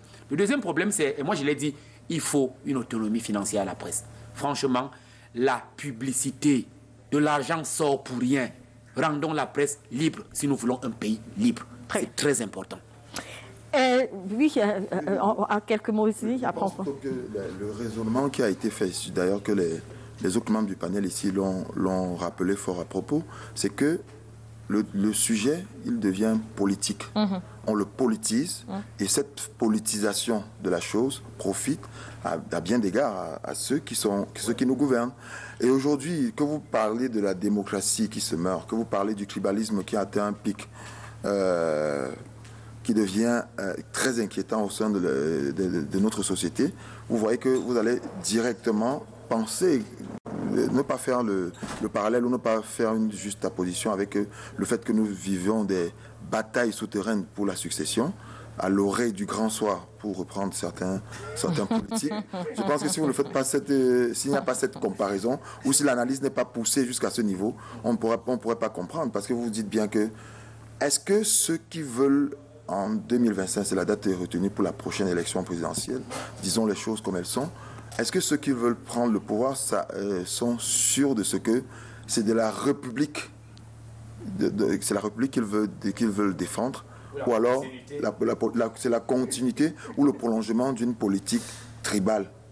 Est-ce que c'est sous le prisme de la tribalité ou du tribalisme ils sont simplement inscrits dans une espèce de pérennisation d'un autre pouvoir?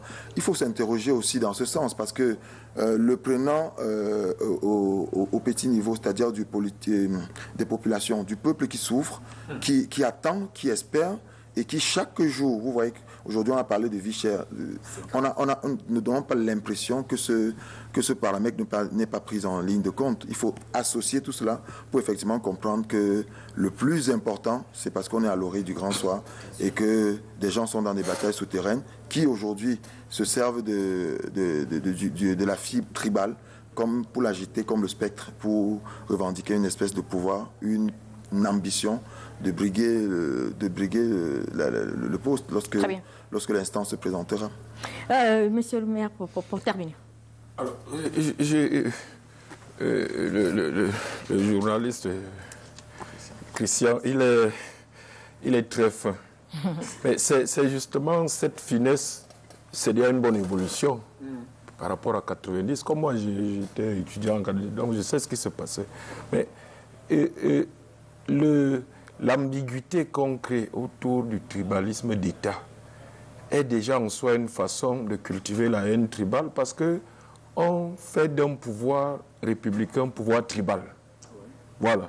Et c'est très fort aujourd'hui parce que c'est à peu près ça. Lorsque vous dites le tribalisme d'État d'aujourd'hui, c'est une façon de dire le pouvoir d'aujourd'hui est le pouvoir d'une tribu. Et ça réveille à ceux qui veulent conquérir une démarche quasi tribale aussi. Et de plus en plus, ça l'est.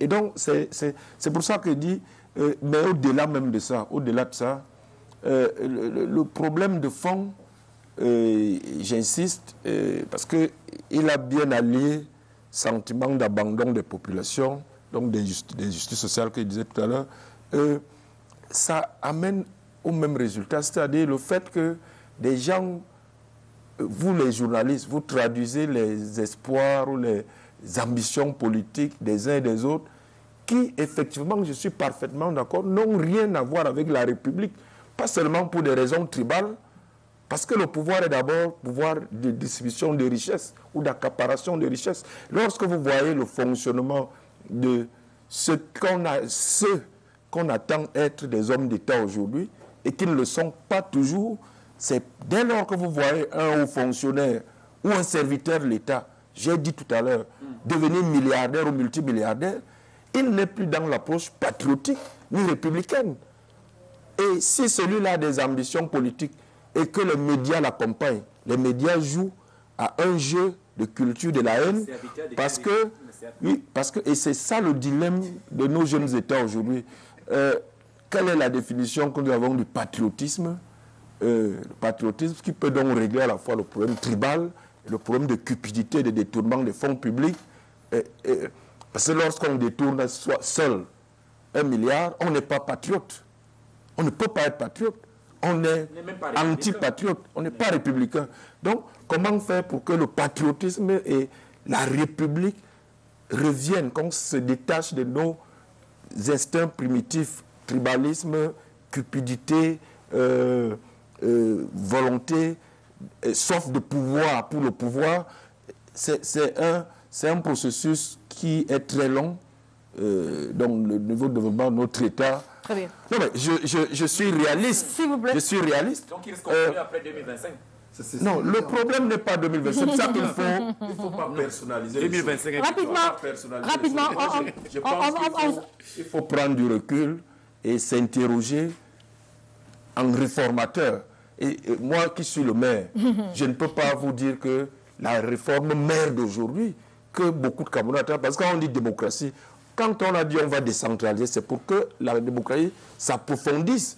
Et donc il y a une démocratie locale. Est-ce que ça avance comme les populations et nous les élus locaux, nous le voulons? Non. Et si ça n'avance pas, cela crée des malaises. Parce que nous pensons que si chaque commune aujourd'hui recevait assez de moyens pour assumer ses compétences, on verrait le pays bouger. Ce n'est pas un hasard. Je vais prendre un exemple. Ce n'est pas un hasard. Ce n'est pas un hasard.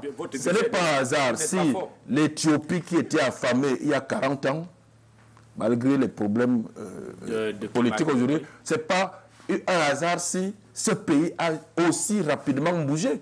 Les ressources de l'État de l'Éthiopie sont transférées à 50% au CTD. Le Rwanda, ce n'est pas un hasard, certes le président a le taxe autoritaire, mais les ressources de l'État sont transférées à 35% au CTD et on sent le mouvement. On ne peut pas faire bouger un pays si on veut décentraliser et qu'on n'a même pas 10% de ressources qui sont transférées au CTD. Chose qui crée des frustrations. On va sortir par une minute s'il vous plaît, parce qu'on va prendre l'autre sujet. Une minute pour dire que je crois qu'il y a une bonne nouvelle, telle que M. le maire le dit. Il y a une démarche réformatrice qui est bonne pour M. le maire et pour tous ceux qui, comme lui, sont à l'étroit au RDPC, là où visiblement il se sent plus très bien. C'est la première chose. La deuxième chose, c'est que la bonne nouvelle, c'est vraiment qu'on parle de discours de haine et tout, mais quand moi je suis sur le terrain, la majorité des Camerounais ne sont pas dans cette histoire. Je crois que c'est aussi ça qu'il faut retenir. Parfois, il y a l'effet de loupe des médias. Donc, nous avons encore aujourd'hui une chance que la majorité des Camerounais ne sont pas dans cette mouvance-là. Et que les extrémistes d'un camp et comme de l'autre veulent nous entraîner dans un camp. Donc, il faut que les gens comprennent que la bonne démarche pour le pays, c'est la démarche au centre qui vise à rassembler nos concitoyens. Merci. On va prendre une transition. On revient pour l'autre sujet prévu pour ce débat.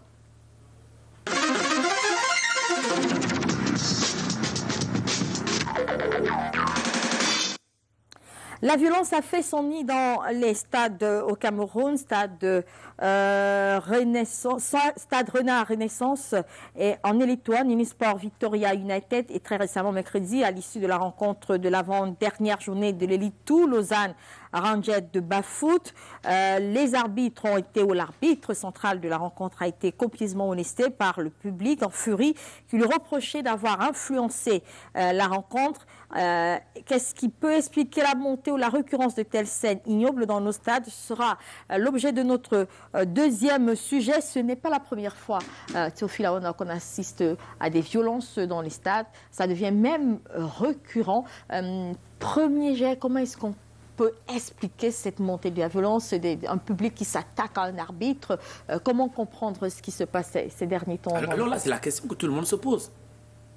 Parce qu'on nous a dit... Nous sommes dans un jeu, il faut le rappeler, dans un sport. Non, nous ne sommes pas seulement dans un jeu. Nous sommes dans une ère de changement. N'est-ce pas? Le président Samuel Eto'o est arrivé, c'est l'espoir du football, n'est-ce pas? On nous a dit, le président est capable de tout. Non, c'est sérieux quand je le dis. Samuel porte un espoir. C'est pour ça qu'il est là.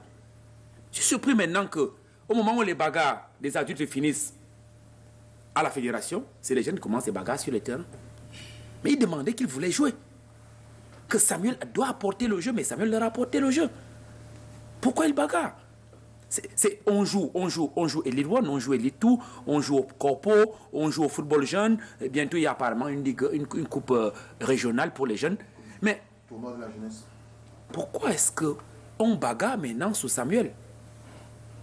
Mais les Camerounais sont décidément contradictoires. On ne comprend pas. Vous avez voulu le changement. Mais c'est parce que les gens ne comprennent pas que le professionnalisme est un dur apprentissage. Il faut qu'on aille pas à pas. Personne ne va inventer quelque chose là. On va devoir travailler, avancer main dans la main. Il est inadmissible que un joueur donne un coup de poing à un arbitre et l'entraîneur est là. Le rôle de l'entraîneur est un rôle d'abord de celui qui met l'ordre, c'est l'entraîneur. Si vous voyez un joueur donner un coup de poing à un arbitre et que l'entraîneur a les bras croisés, il est responsable. Est-ce qu'il le sait? On ne conduit pas des enfants comme ça. Donc, ces enfants chercher la vie, c'est un métier, le foot. C'est un métier noble. Et quand on dit noble, c'est dans le comportement qu'on reconnaît le noble. On a dit, avec Samuel Eto'o, on transforme littéralement la vie du footballeur. Le foot change. Mais il faudrait bien que les gens aient un comportement décent. Je suis tout à fait d'accord avec la décision qui a été prise. C'est encore que c'est des gens qui peuvent avoir l'appel. On en parlera, oui. Oui, l'appel peut bien arriver par la suite. Donc c'est pas... Mais on devrait frapper fort. On n'est pas en mille... C'est pas... Le deuxième refrain de l'hymne national disait peu à peu tu sors de la sauvagerie, un truc comme ça, mais de la barbarie. Mais on n'y est plus, les gars. Le foot peut vous amener très loin. Et ça va vous suivre d'avoir tapé sur un arbitre. On a des vidéos où vous êtes en train de battre un arbitre. Pourquoi les gens battent les arbitres? C'est la question qu'on se pose. Alors les gens disent que les arbitres influencent le match. Mais vous avez vu le dernier match de Choupo-Moting contre le PSG. Le but qu'il marque est bon. Il est bon, mais il est refusé. Parfois, les buts sont refusés avec et les trois arbitres et la VAR avec. Mais vous n'allez pas nous dire que les bêtes influencent le jeu. Oui, ils influencent. Mais il y a un comportement qu'il faudrait avoir. Il y a des institutions qui ont été mises sur pied pour que si le match a été mal géré par l'arbitre, on peut les saisir. Mais à aucun moment on peut dire que c'est par la violence qu'on va résoudre les problèmes. Je dis très bien que les arbitres peuvent manquer à leur responsabilité. Et puis, Madame Bitsaka, il faut savoir que le jeu n'est pas bon. Le niveau du jeu n'est pas bon. Et par conséquent, le niveau de l'arbitre n'est pas bon. Très bien. Et à ce niveau-là, comment les gens réagissent? Quand le jeu n'est pas bon ou que le niveau est faible, les joueurs ont le sentiment que les efforts qu'ils fournissent sont tellement grands que si on les prive, on les prive de ces efforts-là, de la reconnaissance des efforts, ils sont mécontents. Donc ils prennent l'arbitre pour cible. Ils pensent que l'arbitre serait forcément lié à des jeux de bêtes et qu'il serait en train de vendre le match. Mais moi je pense qu'il est important que sur un stade de football, que l'arbitre joue son jeu. Et même s'il a mal joué, que le joueur ne porte pas atteinte à une atteinte physique sur l'entraîneur. Il est aussi important de signaler que le franchissement du stade, pourquoi c'est si facile? On a créé les infrastructures justement pour qu'il y ait pour qu'on réserve une partie aux spectateurs, qu'il n'ait pas accès à l'aire de jeu. Mais pourquoi c'est facile? Quand on va jouer à Oja, alors qu'on a des stades, on va jouer au centre technique de l'Africa Foot. Mais si on va demander au président Biaka, pourquoi on ne joue pas au stade? Pourquoi on ne joue pas sur les stades? Il y a le stade militaire, il y a le stade Omnisport, il y a le stade d'Olembe qui, lui, il était des yeux déjà avant même d'avoir été livré. Donc, il est important on remette le ballon au centre. La préoccupation des Camerounais était au départ que les choses évoluent. Mais le professionnalisme est difficile. Il faudrait que les gens sachent que ce n'est pas par un coup. Justement, est-ce que les gens ne voulaient pas comprendre quand je leur ai dit Samuel Eto'o ne viendra pas avec une baguette comme ça là. Ça n'existe pas la baguette. Il faut que les gens... Voilà un parfait réformateur. Oui, il faut que les gens se mettent au travail, qu'ils respectent les lois, qu'ils avancent pas à pas, oui, pas de baguette magique. qu'ils avancent pas à pas. Oui, c'est très important. C'est ça la réforme. Très bien. Oui, moi sauf que je ne suis pas réformateur. du même sujet. Sauf que moi je ne suis pas un réformateur, j'observe les choses et quand je dis ça n'ira pas si vite, on me dit non, toi tu es plutôt... La réalité vous impose, donc la réalité vous impose d'être réformateur concernant la FECAFOOT. Christian Tchadni, Oui, vous avez une très grande expérience en ce qui concerne justement le journalisme sportif. Vous avez vu l'organisation de plusieurs championnats. Certains estiment aujourd'hui que ce qui pourrait justifier, parce qu'il faut le dire, cette violence, autant on parlait de l'accroissement des discours de haine, on peut parler de l'accroissement des violences sur les stades de ces derniers mois, et peut-être même sous cette ère-ci, l'ère du nouvel exécutif. Certains estiment qu'il y a un lien avec la mauvaise organisation de ces championnats. Et peut-être, mais je vais prendre d'abord ça comme premier élément avant de revenir à ceux qui sont allés jusqu'à penser qu'il y avait un problème également avec les arbitres qui manipuleraient ou alors manipuleraient le match. Les bêtes. Des bêtes, pour parler un peu trivialement. Mais déjà, est-ce que le championnat pourrait justifier, l'organisation pourrait justifier ce qui se voit aujourd'hui en termes de violence sur les stades? Non, je ne pense pas. Parce que pourquoi est-ce que... On a demandé tout à l'heure dans le déroulé de M. Awana, il parlait effectivement de ce qu'on permet aujourd'hui de jouer. Vous vous rendez compte que simplement sur le plan technique de la saison, et Awana ne me démentirait pas, vous avez vu, on a joué 2 poules pour rendre les équipes plus compétitives. Et aujourd'hui, sur le point de vue statistique, les têtes dans les poules, vous voyez que les équipes qui s'affrontent, avant c'était la suprématie, une espèce de diktat. L'hégémonie de Coton Sport était quasi indiscutable, incontestable. Et aujourd'hui, on a plus de compétitivité dans les matchs. Là, c'est un point qu'il faut soulever. Et aujourd'hui, avec le mano à mano qui est entre les équipes du peloton de tête, que ce soit ceux qui sont dans le ventre mou du championnat, démontre à suffit qu'il y a une espèce de compétitivité qui veut pousser les équipes à être plus performantes. Même si, vu d'ensemble, il y a encore de gros efforts à faire pour que notre championnat ait une copie, soit professionnel et ait une copie plus acceptable que les championnats des pays voisins sur lesquels nous servons, sur lesquels nous nous appuyons comme exemple.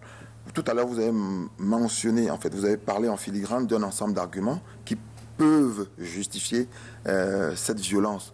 Je pense que tout à l'heure, on a le mentionné, c'est-à-dire que le fait que l'Office national des infrastructures et des équipements sportifs ait pris la décision de fermer, de suspendre certains stades qui permettent au moins qu'on joue. Vous savez que dans le stade... Qui permettent une meilleure sécurité. Une meilleure sécurité. Et quand vous allez peut-être au stade annexe, que ce soit au stade Omnisport et tous les autres stades qui ont servi, et de stades de compétition comme stade d'entraînement lors de la Coupe d'Afrique des Nations 2021 que le Cameroun a abrité, vous vous rendez effectivement compte qu'il y a, sur le volet sécurité, il y a une espèce d'éloignement du public, des joueurs. Mais vous voyez que l'arbitre qui siffle une faute, qui valide un penalty ou bien qui s'abstient de siffler la faute dans la surface ou à l'orée de la surface, des gens, en fait, monsieur tout le monde décide d'entrer sur l'aire de jeu et de régler son compte ou de tenter de régler son compte à l'arbitre central, aux arbitres assistants. Donc, vous voyez aujourd'hui que ce problème, il faudrait le régler parce que je ne vois pas quel était l'impératif ou l'urgence de suspendre des stades alors qu'on s'achemine inexorablement vers la fin de la saison. On aurait laissé que le championnat s'achève et maintenant on prend 1 ou 2 mois pour la réflexion ou bien pour les travaux de réhabilitation de certains stades qu'on estime qu'en termes de maintenance, ils ne sont pas au point. C'est le premier aspect. Vous parlez également d'un autre paramètre qui est celui de la montée de la violence dans les stades, ce que nous condamnons avec la dernière énergie. Et loin de moi l'idée de vouloir donner le ciel sans confession aux arbitres qui, eux aussi, le corps arbitral, un véritable niveau de responsabilité dans cette dérive. Parce que, dites-vous bien, les arbitres, de plus en plus, même si ce ne sont pas des manœuvres qui se passent, ce sont des manœuvres souterraines qui ne se passent pas au grand jour. Et vous le voyez, récemment, vous avez vu, on a suspendu un joueur on a sanctionné un joueur de Victoria United qui s'est donné le loisir de dire effectivement que lui, il sait que le président va acheter le match et que tôt ou tard, en fait, ils ne vont pas subir les affres de la relégation. Quand un joueur le dit, c'est-à-dire qu'on l'a mis dans une espèce de confort en disant que, au lieu de primer la compétence, l'esprit de compétitivité dont je faisais mention tout à l'heure, on est dans une espèce de deal où les gens sont devenus des Al Capone, où la mafia s'est installée dans le sport. Ça, il faut le condamner. Mais maintenant, le fait que des gens pensent qu'ils peuvent régler le compte à l'arbitre, aux joueurs et à toutes les parties prenantes de ce jeu qui reste le football, et il faut le condamner avec la dernière énergie. Et je pense que c'est justement fort de ce constat que la Fédération camerounaise de football a frappé du poing sur la table. On aura beau penser qu'il y a une espèce d'extrémisme dans la lourdeur et la gravité des sanctions, mais ça reste des mesures à prendre pour éviter qu'on ne multiplie que cela. Et sur le plan statistique, pourquoi est-ce que vous ne comparez pas directement le championnat l'année dernière avec celui aujourd'hui? On se rend compte effectivement, comme on le faisait mention avec le tribalisme, qui a comme un pic. On est à plusieurs rencontres, vous avez déroulé certaines des rencontres qui ont été émaillées par une espèce de... qui sont achevées par en queue de poisson, mais aussi que des gens qui se font justice estiment effectivement qu'ils peuvent jouer dans ce sens. Et il faut ramener la balle au centre sur le plan de l'organisation, qui n'est pas dans la technostructure organisationnel comme on le perçoit, mais beaucoup plus sur cette décision aussi de l'ONIES qui devrait travailler en synergie avec la Fédération camerounaise de football pour permettre effectivement que des matchs soient sécurisés. On ne sécurise pas seulement les spectateurs en leur demandant de ne pas avoir accès au stade ou à l'air encore moins à l'air de jeu avec des objets tranchants, etc., mais aussi l'attitude. Je pense qu'il faut cultiver cela et cultiver la tolérance. Parce que lorsqu'on parle des valeurs du football, le fair play, c'est effectivement l'une des valeurs qui n'est pas simplement imputable ou imputée aux joueurs et au staff technique, mais aussi aux spectateurs. Jean-Baptiste Atemengue, sur cette montée de la violence. Alors, je pense que c'est un phénomène, un éternel problème dans le milieu du football. La violence, elle a toujours existé. Il faut tout simplement essayer de la minimiser en espérant un jour tendre vers zéro. Il n'y a pas ce qui n'est jamais possible. Et il faut prendre des dispositions. Mais lorsqu'on a des rencontres qui se succèdent et où on enregistre, c'est qu'il y a peut-être quelque chose qui n'a pas marché. Bon, elle a toujours été là, mais ces derniers temps, on constate bien qu'elle est très, très présente. Je pense qu'on a ramené le jeu, mais comment est-ce que ce jeu est organisé? A priori, j'ai le sentiment, ce n'est qu'un sentiment, qu'il y a un petit malaise entre certains clubs et la manière dont la FECAFOOT gère l'organisation du championnat. C'est pour ça qu'on avait créé une ligue, pour qu'il y ait une gestion participative de ce championnat. Parce que l'arbitraire peut arriver lorsqu'il y a centralisation.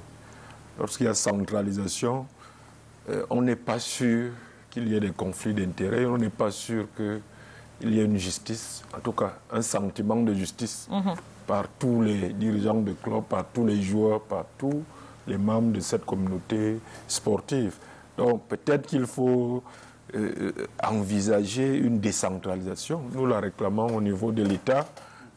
Ça doit se faire aussi au niveau du football, revenir à ce qui à la décentralisation de l'organisation du championnat pour que les gens aient moins d'impression.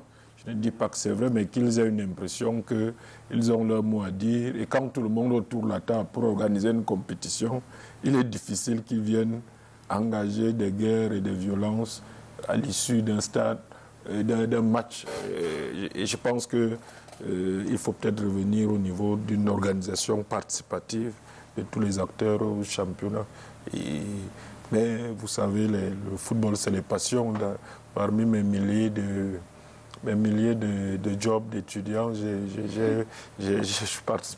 j'allais souvent participer à la sécurisation des stades du championnat français. Et là-bas, c'est pire. C'est-à-dire que, mais ça se gère pourtant.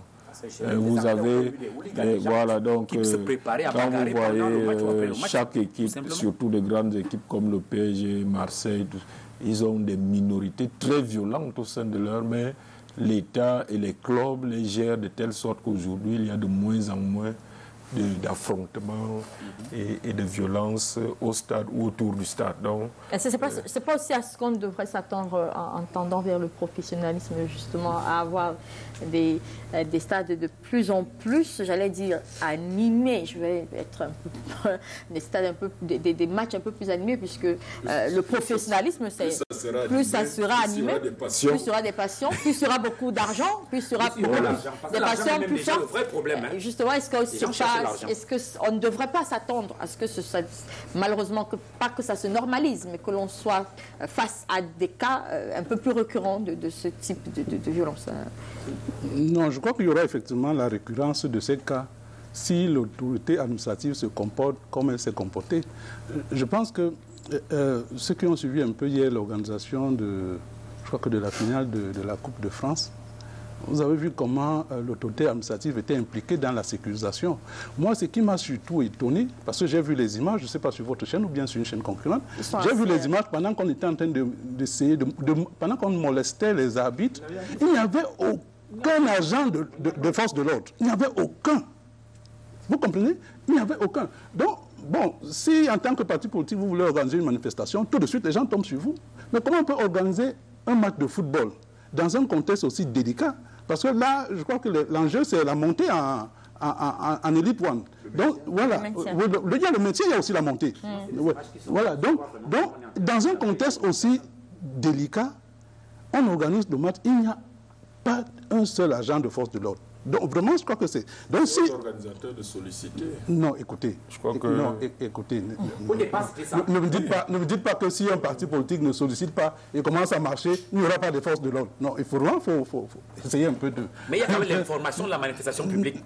Écoutez. Devant l'autorité. C'est que nous jouons à 15h demain, il faudra 2 fois de l'os. Mais si vous ne le faites pas, écoutez, l'autorité administrative doit être au courant qu'il y a match de football et prendre des précautions. C'est sa responsabilité. Ça veut dire qu'il y a mort d'homme, c'est sa responsabilité. Donc je crois que c'est la première remarque. La deuxième remarque, c'est que s'il vous plaît... Juste un mot, s'il vous plaît. Il y a les autorités, je vous parlais des jobs que je faisais. Chaque club doit avoir même aussi en son sein un dispositif de sécurité, parce qu'il n'y aura jamais assez de force. Lorsque vous avez le stade de France hier, les stadiers ne sont pas forcément tous les forces de l'ordre. Donc il y a des civils, des gens qu'il faut en fonction des risques de match. Mais quand vous le dites, c'est pour déresponsabiliser l'autorité administrative. Je ne le dis pas, mais je dis qu'il faut compléter aux forces de l'ordre. Lorsqu'elles sont sollicitées, il faut compléter avec un dispositif permanent des clubs eux-mêmes. Vraiment pour finir sur ce sujet, pour dire qu'en fait, ce n'est pas la fermeté, mais aussi la bonne organisation qu'on peut vaincre cela. Je pense que moi j'ai vu les sanctions. À mon avis, les sanctions sont exemplaires. À mon avis, vraiment, les sanctions. Il faut frapper fort. C'est comme ça qu'on a réussi, que les Anglais et les Européens ont réussi à vaincre l'organisme en Angleterre. Donc, il faut des sanctions exemplaires. Et j'ai vu les sanctions, je crois que c'est une bonne chose. Après, comme je dis, il faut une bonne organisation. Je pense que cette affaire où on a construit des très grands stades qui ne peuvent pas être gérés ni par les clubs, ni par les municipalités. Bon, alors qu'on aurait pu effectivement faire le choix d'avoir des petits stades, 10 000, 15 000 places, et que les clubs et la municipalité puissent gérer les salles. Je crois que c'est ça. Donc, vous avez répondu au cahier de charge de la CAF pour l'organisation. C'est pas la CAF comme l'autre. Je dis pour la rencontre, est-ce qu'ils auraient pu... Non, mais c'est les grands stades et les stades de communes. Les stades étaient construits pour la CAN. Oui, c'est-à-dire le stade de Nîmes ne joue pas la Coupe d'Europe. D'accord, mais je dis, est-ce que les stades n'ont pas été conçus pour la CAN? C'est le problème pratique. On peut jouer à la France homologuée. Le stade de Toulouse ne l'est pas, de Nîmes ne l'est pas, de Brest ne l'est pas. Encore qu'un stade de 20 000 places, je ne vois pas pourquoi on ne jouerait pas les matchs de la CAN sur un stade de 15 000 places, de 20 000 places, je ne pense pas. Donc ce que j'essaie de dire, c'est qu'il faut effectivement, à côté de la fermeté, et je salue donc la réponse des autorités de la FECAFOOT par rapport aux incidents, il faut qu'on organise très bien les compétitions. Et en l'occurrence, que l'autorité administrative travaille avec les dirigeants de la fédération pour sécuriser les stades en l'occurrence. Et donc, ils ne sont pas très durs, hein, parce que ça l'aide ma question, les sanctions qui ont été prises à l'encontre de ces clubs-là. 10 millions, par exemple. Non, madame Bissaka, je vais vous raconter une petite anecdote. 5 ans de suspension. En 1991, c'était un match entre Tarzan Dobala et Olympique de Montpellier.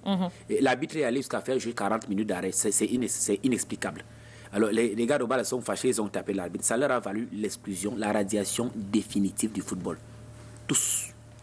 On n'est jamais revenu dessus. Tarzan est parti comme ça, à fumer.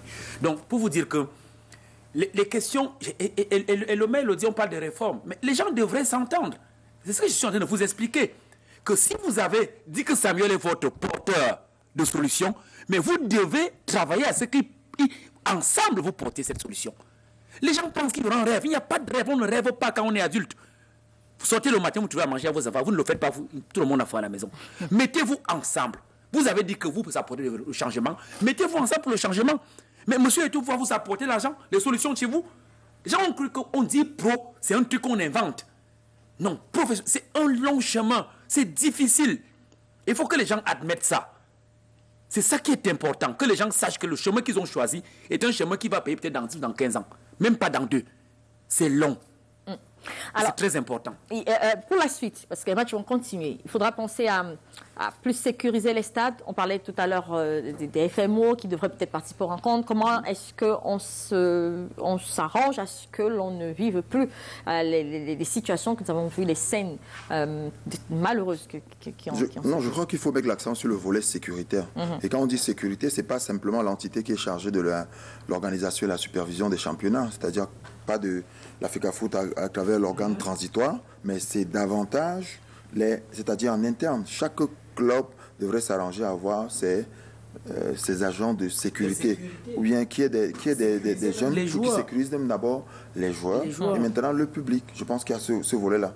Et aussi, parce que tout à l'heure je l'ai souligné, quand j'ai parlé du corps arbitral, même s'il ne revient pas au peuple ou aux supporters de se faire justice, il y a que les arbitres devraient être plus sérieux, devraient éviter de faire de vivre de prébende et du marchandage des matchs, parce que quand vous voulez vendre ou acheter un match, c'est simple. Celui que vous voyez en premier, c'est l'arbitre.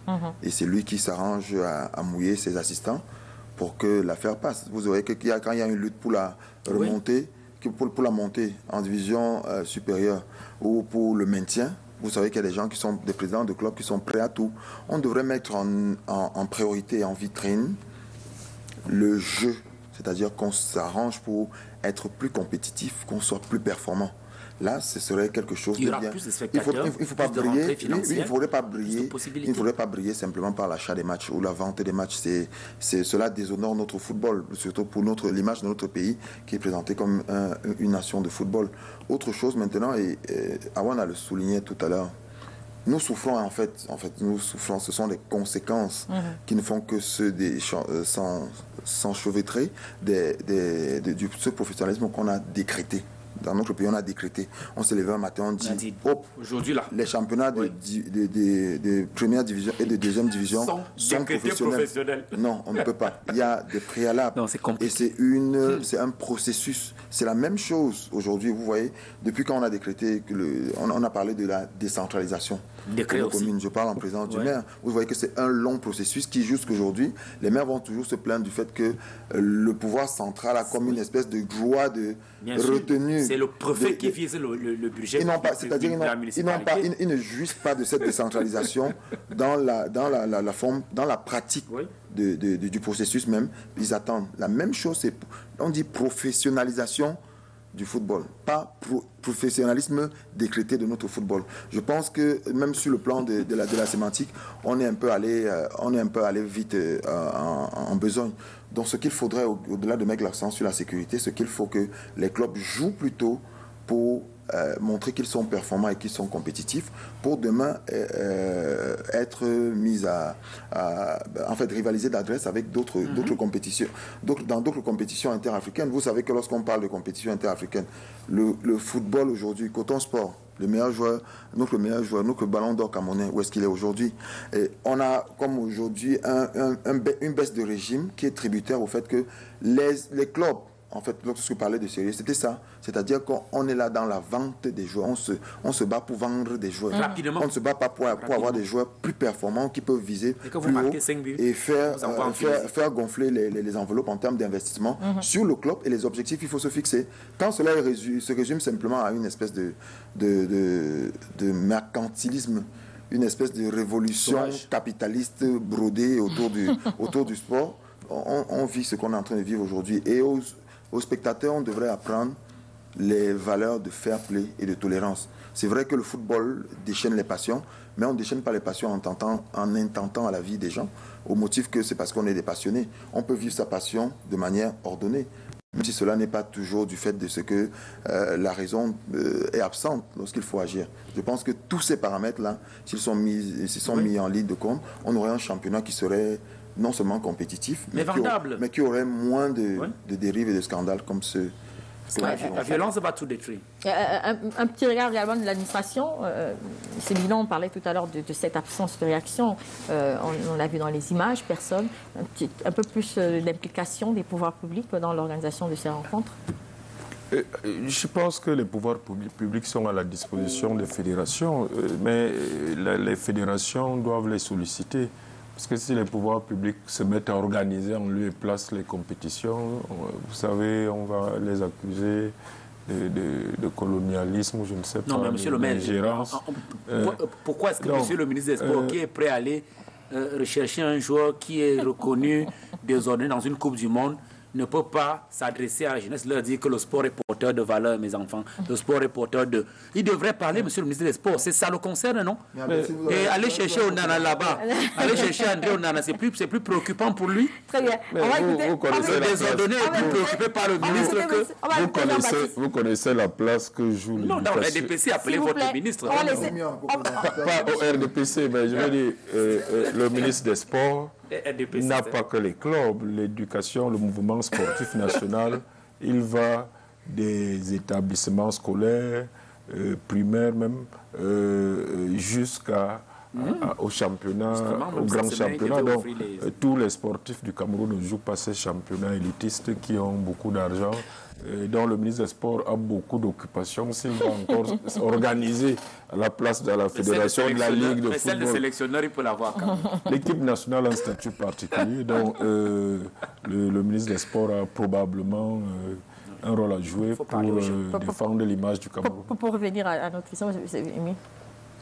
Je pense que les pouvoirs publics sont à la disposition des organisateurs des compétitions. Lorsqu'il y a un match qui comporte des risques, je vous dis, lorsque ailleurs vous organisez un match Paris-Marseille, PSG-Marseille, c'est un match spécial, les pouvoirs publics, les clubs et tout le monde se met autour de la table pour minimiser au maximum les risques de violence. Donc quand il y a un match qui comporte des risques plus sensibles que d'autres, il faut que tout le monde, et l'État et les autorités administratives et les clubs, parce que les clubs maîtrisent mieux leurs spectateurs, leurs supporters. C'est pour ça qu'il y a un dialogue permanent dans les grands clubs, surtout les fanatiques, les intégristes. Il y a un dialogue permanent établi entre les dirigeants des clubs et les joueurs même pour apaiser les passions. Et c'est ensemble avec l'État, effectivement, qu'on peut minimiser ces risques de violence. Merci, c'est la fin de cette édition de Canal Presse. Merci à vous d'être venus.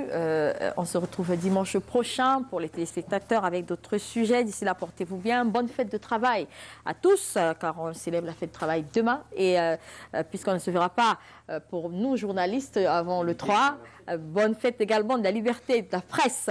Bon dimanche à tous et restez en compagnie des programmes de Canal 2 International.